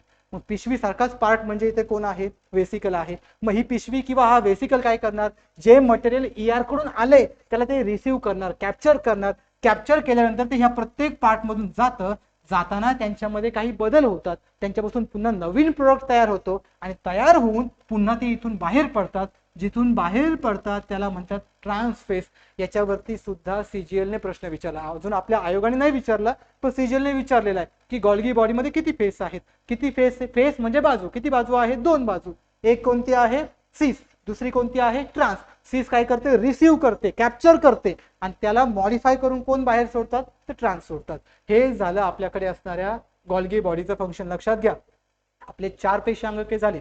पहिलं झालं पेशी भित्तिका, दुसरं झालं आपल्याकडे पेशी पटल म्हणजे सेल मेम्ब्रेन, थर्ड आपण घेतलं ER आणि चौथं आपण घेतलं गॉल्गी बॉडी. ज्यास आपण चौघांचाही विचार करतो, हे चौघही कशावरती डिपेंड आहे, केंद्रकावरती. आणि हा केंद्रक आपण सगळ्यात शेवटी घेणार आहे. लक्षात घ्या, जेवढे पेशी अंगके आहेत त्यांना नियंत्रण करण्याचं काम केंद्रकाचं आहे. पण हा केंद्रक जो आहे, या केंद्रकाचं जे काही फंक्शन आहे किंवा जे काही फंक्शन ते अप्लाय करणार आहे ते पूर्ण कशावरती डिपेंड आहे, या पेशी अंगकावरती. मात्र लक्षात घ्या, ज्यावेळेस आपण हा कॅमिलो गॉल्गी पाहतो, कॅमिलो गॉल्गी हा सायंटिस्ट आहे. त्याने काय शोधलेलं आहे, गॉल्गी बॉडी. लक्षात घ्या, आतापर्यंत आपण एक सायंटिस्ट पाहिलंय, रॉबर्ट हुक. अजून भरपूर आपण सायंटिस्ट पाहणार आहोत. रॉबर्ट हुक वरती भरपूर वेळा क्वेश्चन येऊन गेलेला आहे. तसाच आपल्याकडे अजून एक सायंटिस्ट आहे, कॅमिलो गॉल्गी. याने काय केलं, याने सेलच्या आतमध्ये जाऊन अभ्यास केला. आणि ज्यावेळेस त्याने सेलच्या आतमध्ये जाऊन अभ्यास केला म्हणजे त्याने एक अवयव शोधला. त्या अवयवाला त्याने स्वतःचं नाव दिलं, ते म्हणजे काय होतं, गॉल्गी बॉडी. मग या गॉल्गी बॉडीचं काम काय आहे, जे ER कडून येतं, ER म्हणजे एंडोप्लाझमिक रेटिक्युलम, त्यांच्याकडून काय आलं, मग प्रोटीन आलं, देन काय आलं, लिपिड आलं. या प्रोटीन आणि लिपिडचं काय करतो, तो कन्व्हर्जन करतो किंवा रूपांतरण करतो, त्यांच्यामध्ये बदल घडून आणतो आणि त्यांची काय करतो, पॅकेजिंग. मग लक्षात ठेवायचं की आपल्याकडे जे ER आहे ते बनवतात आणि त्यांना पॅक कोण करतात, तर गॉल्गी बॉडी करतात. चला तर पुढे या. ज्यावेळेस आपलं हे सगळं पॅक करतात त्याचबरोबर ते अजून एक पार्ट बनवतात. त्या पार्टचं नाव काय आहे, लायझोझोम्स. आता लायझोझोम्स हा सगळ्यात महत्वाचा पार्ट आहे सेल मधला. आता महत्वाचा पार्ट का आहे, कारण हा लायझोझोम्स त्या पेशीमध्ये जेवढं काही मृत मटेरियल आहे किंवा जेवढं काही डेड पार्ट आहे तो कॅप्चर करण्याचं काम करतो. आता लक्षात घ्या, कॅप्चर करतो म्हणजे काय, हा लायझोझोम्स आहे. कोणी तयार केलाय, पुन्हा गॉल्गी बॉडीने. याच्यावरती सुद्धा PYQ येऊ शकतो. लक्षात घ्या, PYQ येऊ शकतो म्हणजे क्वेश्चन येऊ शकतो. क्वेश्चन कसा येऊ शकतो की लायझोझोम्स कोण तयार करतात, तर कोण तयार करतात, गॉल्गी बॉडी. मग या लायझोझोमचं काम काय आहे, तर हे पेशीमध्ये असणारं जे काही वेस्ट मटेरियल आहे त्यांना बॉडीतून बाहेर रिमूव्ह करण्याचं काम करतात. मग ज्यावेळेस ते बॉडीतून बाहेर त्यांना रिमूव्ह करतात त्यावेळेस ते स्वतःहून सुसाईड करतात. म्हणून त्यांना आपण काय म्हणतो, सुसाइडल बॅग म्हणतो. लक्षात घ्या, ज्यावेळेस ते स्वतःहून सुसाईड करतात त्यावेळेस त्यांच्यामध्ये काही एन्झाईम असतात. एन्झाईम खूप महत्वाचा आहे. तो एन्झाईम म्हणजे हायड्रोलायटिक एन्झाईम. आणि हा एन्झाईम नेहमी ऍसिडिक असतो, म्हणजे याचा pH ऍसिडिक असतो. आपल्या सगळ्यांना माहिती आहे की ऍसिड आपल्या अंगावरती पडलं की आपली स्किन किंवा आपला जो काही सेल आहे किंवा आपला जो काही पार्ट आहे तो जळतो. त्याच प्रकारे इथे जो हायड्रोलायटिक एन्झाईम आहे तो काय करणार, एका सेलमध्ये पूर्ण फिरणार, त्या सेलमध्ये असणारा सगळा जो काही वेस्ट मटेरियल आहे ते गोळा करणार आणि देन त्याला तो डायजेस्ट करणार. म्हणजे यांच्यामध्ये कोणता एन्झाईम आहे, पाचक एन्झाईम. मग आता लायझोझाईम मध्ये एवढंच लक्षात ठेवायचंय की यांना बनवतं कोण, गॉल्गी बॉडी. देन यांचं काम काय आहे की आपल्या सेलमध्ये जो काही कचरा आहे तो गोळा करणे आणि त्या कचऱ्याची विल्हेवाट करणे. विल्हेवाट करणे म्हणजेच त्या कचऱ्याचं काय करतात, पचन करतात. कारण त्यांच्याकडे काय आहे, पाचक एन्झाईम आहे की ज्यांना आपण काय म्हणणार आहोत, डायजेस्टिव्ह एन्झाईम. त्याचं नाव काय आहे, हायड्रोलायटिक एन्झाईम. तो डायजेस्ट का करतो, कारण तो ऍसिडिक आहे. आणि ज्यावेळेस तो ऍसिडिक असतो त्यावेळेस तो त्या सेलला स्वच्छ ठेवण्याचं काम करतो. म्हणजे त्याच्यामध्ये असणारा सर्व कचरा तो डिजनरेट करतो किंवा डिग्रेड करून टाकतो. चल आता देन यांचं कार्य आपलं पाहायचंय. मग आता यांचं कार्य काय आहे, अनावश्यक पदार्थ आणि जीर्ण. आताच आपण पाहिलं की कचरा, कचरा म्हणजे काय की सेलला उपयोगी नसणारा पार्ट, म्हणजे हा त्यांच्यासाठी काय झाला कचरा. त्याला बाहेर काढण्याचं काम कोणाचं आहे, लायझोझोम्स. यांना बनवलंय कोणी, गॉल्गीने. लक्षात घ्या. आता आपण पाचवा पेशी अंगके पाहतोय. पहिला कोणता घेतला, पेशीभित्तिका. दुसरा कोणता घेतला, पेशी पटल. तिसरा कोणता घेतला, एंडोप्लाझमिक रेटिक्युलम म्हणजेच ER. चौथा कोणता घेतला, गॉल्गी. आणि पाचवा कोणता घेतोय आपण, लायझोझोम. देन लायझोझोम नंतर आपला कोणता आहे, व्हॅक्युअल. आता सुरुवातीलाच आपण पाहिलं होतं की प्राणी पेशीमध्ये आणि वनस्पती पेशीमध्ये काही पार्ट वेगवेगळे आहेत. मग त्यातच व्हॅक्युअल हा पार्ट हा फक्त आपल्याला वनस्पती पेशीमध्ये सापडतो, प्राणी पेशीमध्ये नाही. लक्षात घ्या. व्हॅक्युअलचा अर्थ काय होतो, व्हॅक्युअल हा सिंगल मेम्ब्रेन बाउंडेड स्ट्रक्चर आहे. म्हणजे त्याला एकच सिंगल लेअर आहे. सिंगल लेअरचं काम काय आहे की आतमध्ये जी पोकळी आहे, लक्षात घ्या, व्हॅक्युअल आपला असं दिसतं, त्याला काही शेप वगैरे काही नाही, कसाही शेप असतो, जशी जागा तसा तो शेप ऍक्वायर करतो. त्या शेपमध्ये एक पोकळी असते. या पोकळीमध्ये तो एकच काम करतो, जे काही सेलचं इसेन्शियल मटेरियल आहे, सेलला जे लागणारं मटेरियल आहे, मग त्यामध्ये त्यांचं फूड असेल, त्यांचं न्यूट्रिएंट असेल, त्यांचं वॉटर असेल, ते सगळं स्टोअर करण्याचं काम करतो. आता या दोघांमध्ये आपल्याला एकच गोष्ट लक्षात ठेवायची, ते म्हणजे त्यांचं कार्य. यांचं कार्य काय होतं, हे सुसायडल बॅग आहेत, म्हणजे कचरा साफ करतात. कचरा म्हणजे काय, जे अनावश्यक पदार्थ आहे तर क्लीन करण्याचं काम करतात. देन आपण घेतलं व्हॅक्युअल. व्हॅक्युअल फक्त कशामध्ये असणार आहे, तो वनस्पती पेशीमध्ये. जर व्हॅक्युअल फक्त वनस्पती पेशीमध्ये असेल तर तो कशाचं काम करणार, जस्ट फक्त स्टोअर करण्याचं. चला आता पुढचा पॉईंट आहे आपल्याकडे, तंतुकणिका म्हणजे मायटोकॉन्ड्रिया. सगळ्यात महत्त्वाचा पॉईंट आहे. आयोगाने याच्यावरती सुद्धा प्रश्न विचारलेले आहेत. आपले PYQ सगळ्यात लेक्चरच्या शेवटी येणार आहेत, त्यामध्ये आपल्याला मायटोकॉन्ड्रिया वगैरे सगळं दिसणार आहे. आता लक्षात घ्या, मायटोकॉन्ड्रिया काय आहे. तर मायटोकॉन्ड्रिया आपल्या बॉडी मधला सगळ्यात महत्वाचा एक स्पेशल कॅरेक्टर आहे, किंवा त्याला आपण एक अंग म्हटलं तरी चालेल. मग आता हे अंग काय करतं आपल्या बॉडीमध्ये, तर आपल्या बॉडीमध्ये एनर्जी बनवतं. लक्षात घ्या, एनर्जी हा जो मायटोकॉन्ड्रिया आहे, आपण यानंतर एक डायजेस्टिव्ह सिस्टीम म्हणून सुद्धा एक पॉईंट पाहणार आहे. त्यामध्ये आपण काही सायकल पाहणार आहे. मग आपल्याकडे इलेक्ट्रॉन ट्रान्सफर चेन आहे, ग्लायकोलिसिस आहे, क्रेब सायकल आहे. क्रेब सायकल, ग्लायकोलिसिस सायकल आयोगाने आहे असेच विचारलेले आहेत. आणि या सायकलमध्ये सगळ्यात महत्त्वाचा रोल कुणाचा असतो, तर या तंतुकणिका किंवा मायटोकॉन्ड्रियाचा. आता लक्षात घ्या, इथे शब्द आहे मराठीमध्ये तंतुकणिका, पण आयोगाने मायटोकॉन्ड्रिया शब्द आहे असाच मराठीमध्ये वापरलेला आहे. जर आपण मायटोकॉन्ड्रिया पाहिला तर मायटोकॉन्ड्रिया हा डबल मेम्ब्रेन स्ट्रक्चर असतो. मी पुन्हा सांगतोय, मेम्ब्रेन महत्वाचं आहे. आयोगाने मेम्ब्रेन वरती सुद्धा प्रश्न विचारलेत की कोणत्या अंगाला मेम्ब्रेन आहे किंवा नाही. लक्षात घ्या, इथे म्हटले डबल मेम्ब्रेन. आता डबल मेम्ब्रेन म्हणजे काय, तर सिंपल आहे, एक मेम्ब्रेन बाहेर असणार, एक आतमध्ये असणार. जी बाहेर आहे तिला आउटर म्हणायचं, जी आतमध्ये आहे तिला इनर म्हणायचं. मग जर आपण या स्ट्रक्चर मध्ये पाहिलं तर आपल्याला दोन मेम्ब्रेन दिसतात. ही बाहेरची बाजू आहे म्हणून याला म्हटलं आपण आउटर मेम्ब्रेन, ही आतली बाजू आहे म्हणून याला म्हटलं आपण इनर मेम्ब्रेन. पण दोघांमध्ये एक फरक आहे, आउटर मेम्ब्रेन सलग असते म्हणजे कंटिन्युअस असते, आणि इनर मेम्ब्रेन ही अशी आतमध्ये फोल्ड झालेली आहे. लक्षात घ्या, जर तुम्ही बाहेरची बाजू पाहिली तर एक कंटिन्युअस आहे, इथे पण आपल्याकडे आलेलं आहे, एक सलग आवरण आहे. जर आपण आतमध्ये गेलो तर आतमध्ये असणारं आवरण सलग नाही, त्यांच्यामध्ये नंबर ऑफ फोल्ड आहेत. म्हणजे आतमधलं आवरण आणि बाहेरचं आवरण दोघांचं फंक्शन वेगवेगळं आहे. फंक्शन वेगवेगळं म्हणजे आतमधलं आवरण इथे आपल्याला एनर्जी बनवण्यासाठी हेल्पफुल आहे. मग एनर्जी बनवण्यासाठी हेल्पफुल म्हणजे काय, तर आतमधल्या आवरणामध्ये आपल्या बॉडीमध्ये असतात, आपल्या म्हणजे मायटोकॉन्ड्रियाच्या बॉडीमध्ये असतात F1 पार्टिकल. लक्षात घ्या, सगळ्यात महत्वाचं आहे F1 पार्टिकल. त्याला अजून एक नाव आहे ऑक्झिझोम्स. झोम्स म्हणजे बॉडी. मग ही बॉडी कशापासून बनलेली आहे, ऑक्झीपासून बनलेली आहे. मग ही बॉडी कशी दिसते लक्षात घ्या, या बॉडीचं स्ट्रक्चर हे अशा प्रकारचं असतं. आणि ही बॉडी काय करते, तर मायटोकॉन्ड्रियामध्ये एनर्जी बनवण्यासाठी महत्वाची आहे. एनर्जी म्हणजे ऊर्जा. आपल्या सगळ्यांना एकच लाईन माहिती आहे की मायटोकॉन्ड्रिया म्हणजे पॉवर हाऊस ऑफ सेल, म्हणजे ते आपलं ऊर्जा घर आहे, म्हणजे आपल्याला एनर्जी बनवून देतं. मग जर ते आपलं ऊर्जा घर असेल तर ते ऊर्जा घर कशामुळे आहे, तर या F1 पार्टिकलमुळे, या ऑक्झिझोममुळे. हे ऑक्झिझोम म्हणजे काय आहे, एनर्जी बनवण्याचं एक घर आहे. हे घर कशामध्ये आहे, या घरामध्ये आहे. या घराला किती मेम्ब्रेन आहे, दोन मेम्ब्रेन आहेत. त्या दोघांना आपण काय म्हटलं, आउटर आणि इनर. आउटर मेम्ब्रेन कशी आहे, सलग आहे, तर इनर मेम्ब्रेन कशी आहे, घड्यांची आहे, म्हणजे फोल्डेबल आहे. लक्षात घ्या, ज्यावेळेस आपण या दोनही मेम्ब्रेनचा विचार करतो, या दोनही मेम्ब्रेनचं एकच काम आहे, काय, त्यांच्या आतमध्ये असणाऱ्या पार्टिकलला प्रोटेक्शन देणं. ते म्हणजे काय आहे आपल्याकडे F1 पार्टिकल. मग F1 पार्टिकलचं काम काय आहे, एनर्जी. आणि ही पूर्ण एनर्जी ते कशामध्ये बनवतात, ATP. मी तुम्हाला आताच म्हटलं आपल्या 3 सायकल पाहायच्या आहेत, Kreb cycle, glycolysis cycle, electron transfer chain cycle. त्या सायकल मध्ये आपण ATP काय आहेत, कसे तयार होतात ते आपण पुढे पाहणार आहे. ते तीनही सायकल आपल्या डायजेस्टिव्ह सिस्टीमचे पार्ट आहे, की आपल्या बॉडीमध्ये पचन कसं होतं, पचन केल्यावरती त्याच्यापासून एनर्जी कशी तयार होते, ती एनर्जी कुठे स्टोअर होते, तर मायटोकॉन्ड्रियामध्ये स्टोअर होते. तर कोणत्या पार्टमध्ये स्टोअर होते, आपल्याकडे असणारा F1 पार्टिकल, किंवा याला अजून एक नाव आहे ऑक्झिझोम्स. ऑक्झिझोम्स म्हणजे एक अशी बॉडी आहे की जी बॉडी काय बनवणार, ऊर्जा बनवणार. ऊर्जा म्हणजे काय, एनर्जी. एनर्जी कोणत्या फॉर्म मध्ये असणार, ATP. मग ATPचा फुल फॉर्म काय आहे आपल्याकडे, ॲडिनो ट्रायफॉस्फेट. लक्षात घ्या, ॲडिनो ट्रायफॉस्फेट हे आपल्याकडे एनर्जीचं सोर्स आहे. ज्यावेळेस आपण ह्या ॲडिनो ट्रायफॉस्फेटचा विचार करतो, हे पूर्ण कशामध्ये बनवलं गेलं, मायटोकॉन्ड्रिया. सो याला आपण काय म्हणणार, पॉवर हाऊस ऑफ सेल. लक्षात घ्या, आतापर्यंत आपले 7 पेशी अंगके झाले. पहिलं झाला पेशीभित्तिका, दुसरा झाला पेशी पटल, देन 3 नंबर झाला आपल्याकडे ER, देन 4 नंबर झाला गॉल्गी बॉडी, 5 नंबर झाला व्हॅक्युअल, 6 नंबर झाला आपल्याकडे लायझोझोम्स, आणि 7 नंबरचा आपण कोणता पाहिला, मायटोकॉन्ड्रिया. मग हा मायटोकॉन्ड्रिया वनस्पती पेशीमध्ये एवढा महत्वाचा नाही, जरी असला तरी खूप छोट्या प्रमाणात, म्हणजे 0.1% एवढाच महत्वाचा आहे.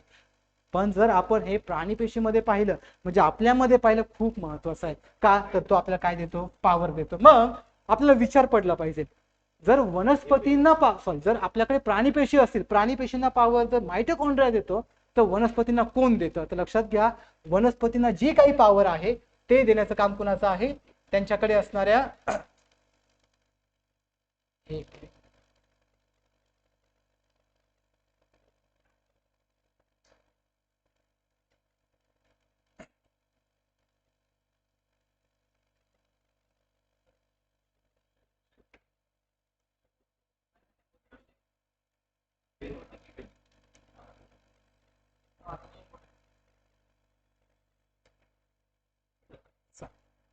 चला द्या लक्षात इकडे. जसं आपण मायटोकॉन्ड्रिया पाहिलं, मायटोकॉन्ड्रिया हा आपल्याकडे प्राणी पेशीमध्ये महत्वाचा होता, तसंच आपल्याकडे वनस्पती पेशीमध्ये सुद्धा एक पॉवर जनरेट करणारा पार्ट आहे, तो म्हणजे कोणता आहे, प्लास्टिड. आता प्लास्टिड खूप महत्वाचा आहे. आता लक्षात घ्या, ज्यावेळेस आपण प्लास्टिडचा विचार करतो, तर प्लास्टिड काय आहेत, प्लास्टिड सगळ्यांनी पाहिलं असेल की आपल्याला झाडं दिसतात, झाडं हिरव्या कलरची दिसतात. सगळ्यांनी ऐकलंय की झाडं प्रकाश संश्लेषण करतात, म्हणजे फोटोसिंथेसिस करतात. लक्षात घ्या, आपल्याकडे 2 प्रकार पडतात. काही वनस्पती किंवा काही लिव्हिंग किंवा काही सजीव हे स्वतःचं अन्न स्वतः बनवतात, आणि काही हे स्वतःचं अन्न स्वतः बनवत नाही. म्हणजे फॉर एक्झाम्पल आपण स्वतःचं अन्न स्वतः बनवत नाही, म्हणजे आपण दुसऱ्यावरती डिपेंड आहोत. पण झाडं स्वतःचं अन्न स्वतः बनवतात.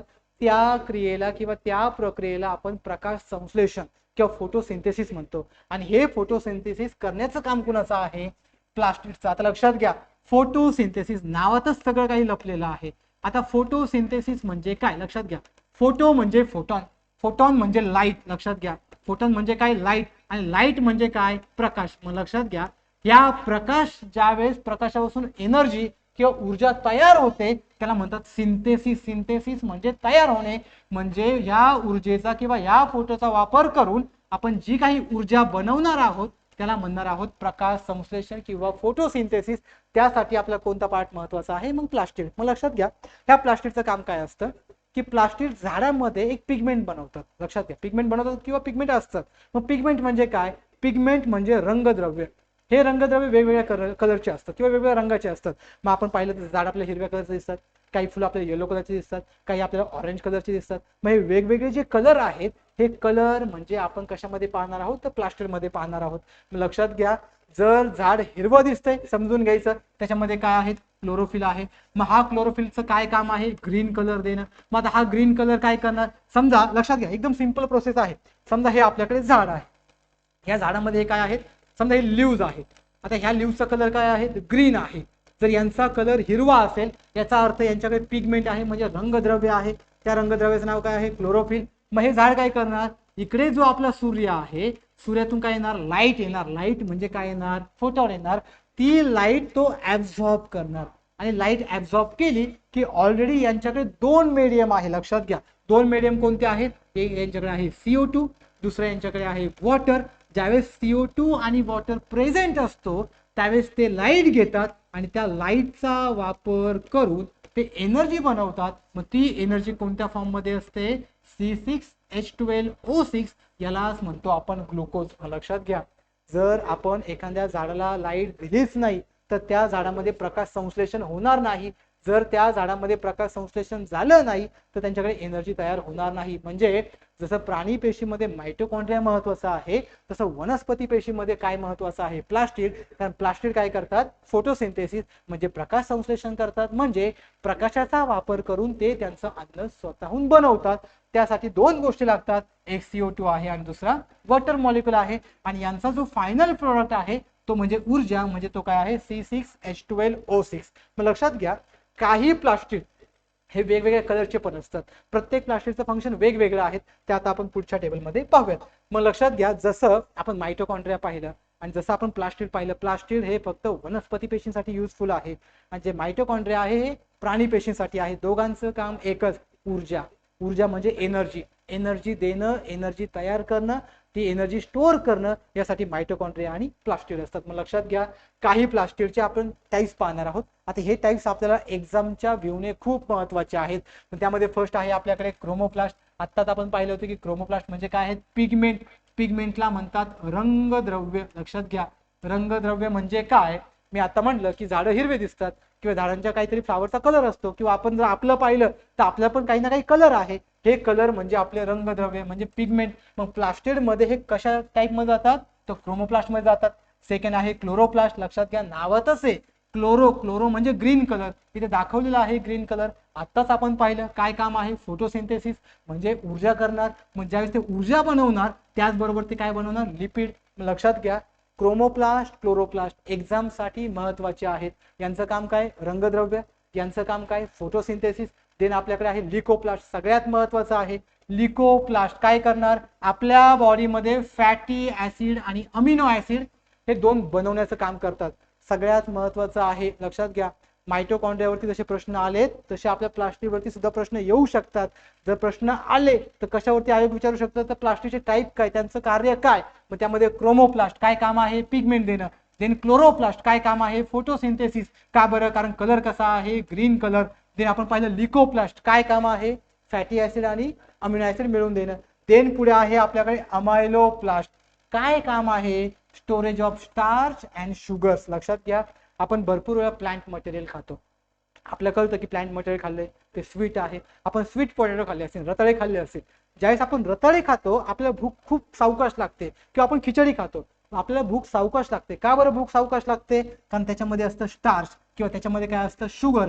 स्टार्च आणि शुगर आहे म्हणजे त्या स्वीट पोटॅटो किंवा आपण नॉर्मल पोटॅटो किंवा खिचडी जर पाहिलं तर याचा अर्थ त्यांच्यामध्ये काय आहे, अमायलोप्लास्ट आहे. आणि हे अमायलोप्लास्ट काय कॅरी करतात, स्टार्च आणि शुगर, म्हणून हे पचायला जड जातात किंवा पचायला हेवी असतात. देन आपल्याकडे पुढे आहे इलिओप्लास्ट. इलिओप्लास्टचं काम काय आहे, स्टोरेज ऑफ लिपिड. आता लक्षात घ्या, इथे लिपिड आलं होतं. हे लिपिड बनवतात कोण, क्लोरोप्लास्ट. आणि हे लिपिड काय करतात, स्टोरेज करतात. दोघेही प्रकार आहेत. कुणाचे प्रकार आहेत, प्लास्टिडचे प्रकार आहेत. मग प्लास्टिडचा पहिला घेतला क्रोमोप्लास्ट, पिगमेंटेशन. दुसरा घेतला क्लोरोप्लास्ट, फोटोसिंथेसिस. लक्षात घ्या, क्रोमो म्हणजे कलर म्हणजे पिगमेंट. देन क्लोरो म्हणजे ग्रीन कलर म्हणजे फोटोसिंथेसिस. लिको म्हणजे तयार करणे, काय तयार करणारे, फॅटी ऍसिड आणि अमिनो ऍसिड. देन अमायलोप्लास्ट, लक्षात घ्या, लिकोप्लास्टने सिंथेसिस केलं, अमायलोप्लास्टने स्टोरेज केलं. स्टोरेज केलं, कुणाचं स्टोरेज केलं, स्टार्च आणि शुगरचं. देन आपल्याकडे आहे इलिओप्लास्ट, त्यांनी काय केलं, storage of lipid and oil. Then आपल्याकडे सगळ्यात शेवटी आहे प्रोटीनोप्लास्ट, म्हणजे साइट ऑफ एन्झाईम किंवा प्रोटीन ऍक्टिव्हिटी. आपल्या बॉडीमध्ये जी काही प्रथिनांची अभिक्रिया होते किंवा रिएक्शन होते किंवा प्रथिने ज्या ठिकाणी असतात त्या ठिकाणी आपल्याला कोणता प्लास्ट पाहायला मिळतो, प्रोटीनोप्लास्ट. हे सर्व टाईप आहेत कुणाचे, प्लास्टिक. एक्झाम साठी अतिशय महत्वाचे आहेत. लक्षात घ्या, या प्रत्येक वरती प्रश्न येऊन प्रत्येक कोणत्या ना कोणत्या एक्झामला येऊन गेलेला आहे. आयोगाने यापूर्वी क्लोरोप्लास्ट वरती विचारलेला आहे. याचा अर्थ पुढच्या वेळेस क्रोमोप्लास्ट वरती सुद्धा विचारू शकतात किंवा या सगळ्या टाईप वरती सुद्धा विचारू शकतात. मग जसं आपल्याकडे मायटोकॉन्ड्रिया महत्वाचा होता तसा हा वनस्पतीसाठी प्लास्टिड महत्वाचा आहे. आता पुढे आहे आपल्याकडे केंद्रक. आता हा सगळ्यात शेवटचा आपला टॉपिक आहे.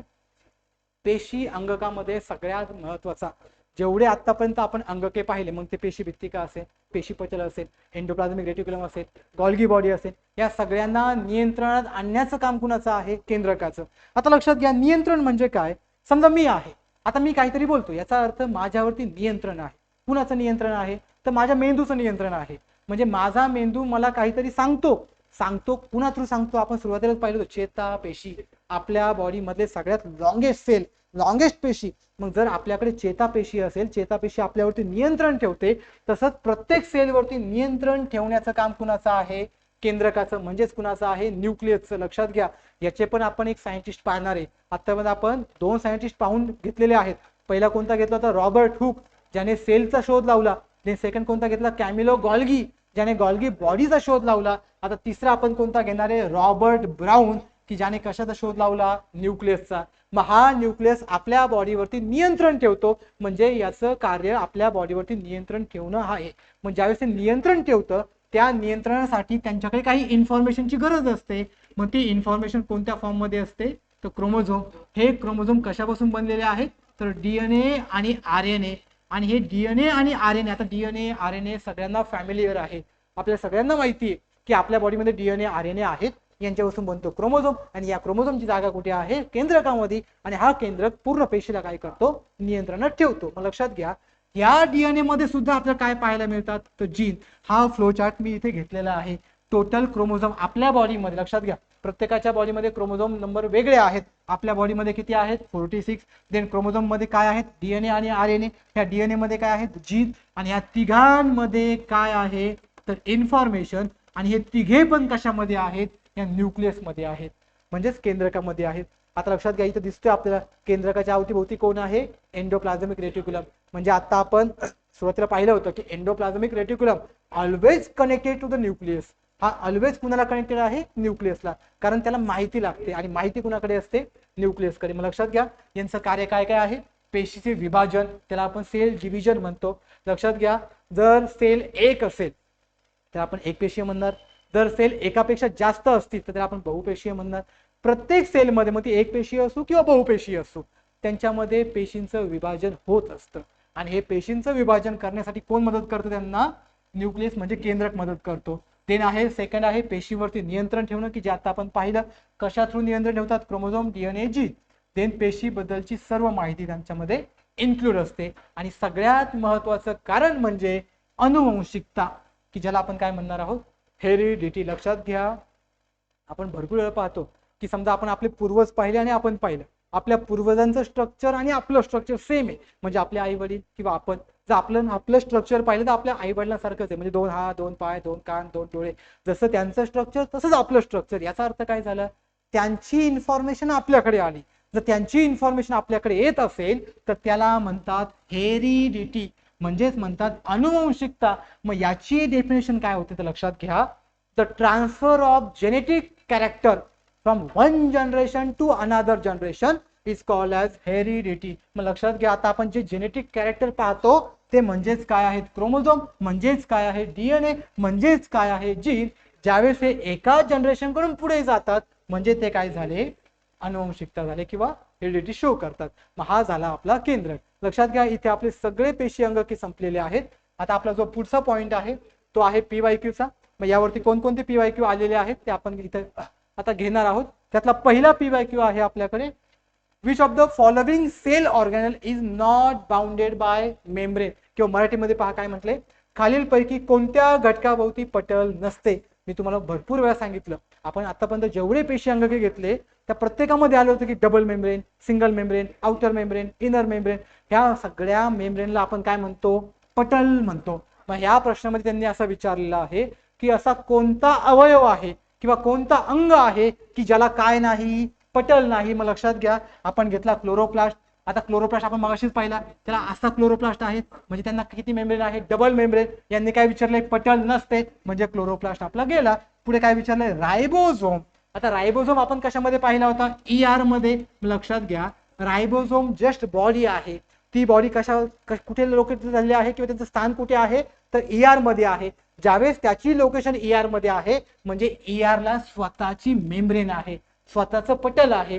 जर त्याला स्वतःचं पटल असेल तर रायबोझोमला पटल आहे का? नाही. म्हणजे आपलं उत्तर काय झालं? रायबोझोम. आपण तिसरा पण ऑप्शन पाहूयात, मायटोकॉन्ड्रिया. मायटोकॉन्ड्रियाला पण किती मेम्ब्रेन आहेत? 2 मेम्ब्रेन. लक्षात घ्या, मी प्रत्येक पेशी अंगके शिकवताना शेजारी डायग्राम ठेवली होती. डायग्राम ठेवण्यामागे एकच उद्देश होता की तुम्हाला काय दिसलं पाहिजे? पटल. मग ज्या वेळेस आपला पटल दिसत नाही याचा अर्थ त्या ऑर्गॅनलला कोणत्याही पटलाने कव्हर केलेलं नाही, तो ऑर्गॅन म्हणजे आपला कोणता आहे, रायबोझोम. देन आपल्याकडे लास्ट वन कोणता आहे, लायझोझोम. लक्षात घ्या, यांना पटल आहे 2, यांना पटल आहे 2, यांना आहे 1, यांना 1 पण नाही. सो आपलं उत्तर काय झालं, रायबोझोम झालं. देन पुढचा प्रश्न आहे आपल्याकडे, in plant cell proteins are form in, किंवा आपल्याला काय विचारलंय, वनस्पती पेशीमध्ये प्रथिने तयार होण्याची क्रिया कुठे होते किंवा कोणत्या ऑर्गॅनलमध्ये किंवा कोणत्या अंगामध्ये होते. आता लक्षात घ्या, इथं आपल्याला वनस्पती पेशी विचारलंय. वनस्पती पेशी असो किंवा प्राणी पेशी, जरी उद्या आपल्या आयोगाने भविष्यामध्ये प्राणी पेशी विचारलं तरी सुद्धा आपलं उत्तर आजच असणार आहे. मात्र लक्षात घ्या, आत्ताच या अगोदरच्याच PYQ मध्ये आपण एक शब्द पाहिला होता, तो म्हणजे आपण रायबोझोम्स. या रायबोझोम्सला पटल होतं का रे, तर अजिबात नव्हतं. पण मायटोकॉन्ड्रिया, क्लोरोप्लास्ट किंवा आपल्याकडे असणारे व्हॅक्युल किंवा लायझोझोम यांना पटल असतं. जर ह्या रायबोझोम्सला पटल नव्हतं तर हे रायबोझोम्स कशामध्ये होते, ER मध्ये. मग आपण पाहिलं होतं की आपल्याकडे 2 ER आहेत, एक आहे आपला रफ ER, एक आहे आपला स्मूथ ER. जर रफ ER असेल तर कशामुळे आहे, रायबोझोम आहे. जर स्मूथ ER आहे तर कशामुळे आहे, रायबोझोम नाही. मग या रायबोझोमचं काम काय आहे, तर प्रोटीन बनवणे. लक्षात घ्या, रायबोझोमचं काम काय आहे, प्रोटीन बनवणे. मग जर रायबोझोमचं काम प्रोटीन बनवणे असेल तर क्वेश्चन मध्ये आपल्याला काय विचारलंय, वनस्पती पेशीमध्ये डॅश डॅश ठिकाणी प्रथिने तयार होण्याची क्रिया होते. म्हणजे आपल्याला इथे काय शोधायचं आहे, रायबोझोम. मग रायबोझोम आपलं काय असणार आहे, उत्तर आहे. आता क्लोरोप्लास्ट, मायटोकॉन्ड्रिया, लायझोम्स आपल्याला माहिती आहे. क्लोरोप्लास्ट म्हणजे वनस्पती पेशीमध्ये अन्न बनवतात, मायटोकॉन्ड्रिया म्हणजे प्राणी पेशीमध्ये अन्न बनवतात, म्हणजे पॉवर हाऊस आहे. लायझोझोम सुसायडल बॅग आहे, जे काही पेशीमध्ये कचरा आहे तो बाहेर फेकण्याचं काम करतात. लक्षात घ्या, आयोगाचा रायबोझोम वरती खूप जोर दिसतोय. आतामध्ये आपण 3 PYQ पाहिले, हे आताचा दुसरा PYQ आणि याच्या आधीचा एक PYQ. लक्षात घ्या, तीनही PYQ मध्ये आपल्याला कॉमनली रायबोझोम आलेला दिसतो. म्हणजे रायबोझोम आयोगाचा आवडता आहे. आयोग रायबोझोम वरती प्रश्न विचारतो. सो रायबोझोमचं काम काय आहे, प्रथिने बनवणे, प्रोटीन सिंथेसिस बनवणे. याची जागा कुठे आहे किंवा याचं स्थान कुठे आहे, तर रफ एंडोप्लाझमिक रेटिक्युलम मध्ये. पुढचा प्रश्न आहे आपल्याला, पॉवर हाऊस ऑफ सेल कुणाला म्हणायचं किंवा ऊर्जा केंद्र कुणाला म्हणायचं. हा खूप सोपा प्रश्न आहे, STI 2011चा जुना आहे. आयोग एवढा सोपा प्रश्न पुन्हा विचारणार नाही. लक्षात घ्या, याचं उत्तर आपल्याला माहित आहे की मायटोकॉन्ड्रिया. मायटोकॉन्ड्रिया हा फक्त प्राणी पेशीमध्ये आपल्याला सापडणार आहे. जर आपण समजा इथे प्रश्नामध्ये वनस्पती पेशी आलं असतं तर आपलं उत्तर काय असतं, क्लोरोप्लास्ट. लक्षात घ्या, इथे आपला सायमल्टेनियसली 2 प्रश्न होतात ते. जर आपल्याला आयोगाने विचारलं असतं की वनस्पती पेशीमध्ये पॉवर हाऊस कोण आहे किंवा ऊर्जा कोण बनवतं, तर कोण बनवतं, क्लोरोप्लास्ट. पण इथे आपल्या क्लोरोप्लास्ट ऑप्शन आहे का, नाही. म्हणजे याचा अर्थ हा प्रश्न कुणाच्या रिगार्डिंग विचारलाय, प्राणी पेशी. सो प्राणी पेशीमध्ये पॉवर हाऊस ऑफ सेल कुणाला म्हणायचं, मायटोकॉन्ड्रियाला. चला पुढे, क्लोरोप्लास्ट म्हणजेच ग्रीन प्लास्टिबर करे. इथे आपल्याकडे दोघांचा अर्थ एकच होतो. चला पुढे, सगळ्यात शेवटचा आता आपला लास्टचा PYQ आहे. या PYQ मध्ये काय म्हटले पहा, in photosynthesis the green plant convert solar energy into dash dash energy. किंवा मराठीमध्ये काय म्हटले पहा, वनस्पती पेशीमध्ये प्रथिने तयार होण्याची क्रिया कोठे होते. आता लक्षात घ्या, प्रथिने तयार हा प्रश्न थोडासा चुकलेला आहे इथे. आता लक्षात घ्या, प्रथिने तयार होण्याचं, मी हा प्रश्नाचं मराठी तुम्हाला कन्वर्जन सांगतो. त्यांनी असं विचारलंय की झाडांमध्ये किंवा ग्रीन प्लांटमध्ये जी आपल्याकडे सोलार एनर्जी आहे म्हणजे सनलाईट आहे ती कशामध्ये कन्वर्ट होते. हा प्रश्न इथे आपला हवा होता. हा मागचा प्रश्न मराठीमध्ये इथे रिपीट झालेला आहे. मग लक्षात घ्या, मराठीमध्ये या प्रश्नाचा काय अर्थ झाला की जो आपल्याकडे सोलार एनर्जी आहे ती कशामध्ये कन्वर्ट होते हे आपल्याला विचारलेलं आहे. मग सोलार एनर्जी कन्वर्ट होण्याची प्रक्रिया म्हणजे आपण काय पाहणार आहोत, फोटोसिंथेसिस. आता थोड्या वेळापूर्वी आपण क्लोरोप्लास्ट पाहिला, म्हणजे एक पेशी अंग पाहिला. या पेशी अंगामध्ये ग्रीन कलर पाहिला, म्हणजे पिगमेंट पाहिला. तो पिगमेंट जर ग्रीन कलरचा असेल तर तो फोटॉन आहे. ग्रीन म्हणजे लाईट. ती लाईट ते कशापासून घेणार आहे, सनलाईट पासून घेणार आहे. आणि ज्यावेळेस ते सनलाईट पासून एनर्जी घेतात म्हणजे फोटॉन घेतात, त्यावेळेस ते सिंथेसिस करणार आहे. तर कशा सिंथेसिस करणार आहे, एनर्जीचं. आणि एनर्जीचं सिंथेसिस करण्यासाठी त्यांच्याकडे एक एनर्जी आहे ती म्हणजे सोलार म्हणजे सनलाईट. मग त्या सनलाईटचं एनर्जीचं कन्वर्जन ते कशामध्ये करणार, तर लक्षात घ्या, केमिकल एनर्जी. यासाठी एक सिंपल आपण रिॲक्शन पाहूयात. लक्षात घ्या, समजा आपण हे झाड आहे, या झाडाचा विचार केला तर झाडाचा कलर काय आहे, ग्रीन. ग्रीन आहे म्हणजे झाड काय करणार, प्रकाश संश्लेषण म्हणजे फोटोसिंथेसिस. यासाठी यांना सूर्याची गरज आहे का, सूर्यामध्ये लाईट आहे. लाईट आहे म्हणजे कोणती एनर्जी आहे, सोलार एनर्जी. मग या झाडाकडे रूट आहे, मग झाड ह्या रूट मधून काय घेणार, वॉटर घेणार. देन यांच्याकडे ब्रिदिंगची प्रोसेस होते, त्यामधून हे काय घेणार, CO2 घेणार. मग CO2 आणि H2O म्हणजे वॉटर, हे झालं रॉ मटेरियल. मग हे रॉ मटेरियल ज्यावेळेस एकत्र येतं म्हणजे लक्षात घ्या, हे झालं CO2, देन आपल्याकडे काय आहे, वॉटर आहे. देन यांच्यापासून आपल्याला काय बनवायची आहे, एनर्जी. एनर्जी कोणत्या फॉर्म मध्ये आहे, C6H28O6, याला म्हणतात ग्लुकोज मॉलिक्यूल म्हणजे शुगर मॉलिक्यूल. मग ज्यावेळेस आपण ग्लुकोजचा मॉलिक्यूल पाहतो, हा ग्लुकोजचा मॉलिक्यूल डायरेक्ट तयार होत नाही, यासाठी एक रिएक्शन लागते, ती म्हणजे कोणती, फोटोसिंथेसिस. त्यासाठी कोण लागतो, सन लागतो, सूर्य लागतो. ज्यावेळेस सूर्य आपल्याकडे प्रेझेंट असतो म्हणजे या रिएक्शनला कंडक्ट करण्यासाठी किंवा पूर्ण करण्यासाठी काय महत्वाची आहे, लाईट. लाईट म्हणजे कोणती एनर्जी, सोलर. ह्या सोलरने काय बनवलं, एक केमिकल फॉर्म्युला बनवला, आणि केमिकल फॉर्म्युला बनवला म्हणजे यांचं कन्व्हर्जन कोणत्या एनर्जी मध्ये झालं, तर केमिकल एनर्जी मध्ये झालं. तर लक्षात घ्या, आपल्या सगळ्यात शेवटचा PYQ होता. आय होप की हे सगळं लेक्चर तुम्हाला चांगलं समजलेलं असेल. तर लक्षात घ्या मित्रांनो, हे लेक्चर पार्ट नाही करायचं, याला फील करायचंय. मी मुद्दामून प्रत्येक पेशी अंगकाच्या शेजारी एक डायग्राम ठेवलेली होती. जर तुम्ही ती डायग्राम व्यवस्थित पाहिली, तिला व्यवस्थित व्हिज्युअलाइज केलं आणि आपल्या मेंदूमध्ये सेव्ह केलं, तर हे सगळं लेक्चर तुमचं वन टाइम लाईफ टाइम लक्षात राहील. लक्षात घ्या, जर लेक्चर चांगलं समजलं तर त्यावरती कोणताही PYQ तुम्ही तो इझिली सॉल्व्ह करू शकता. चला, थँक्यू.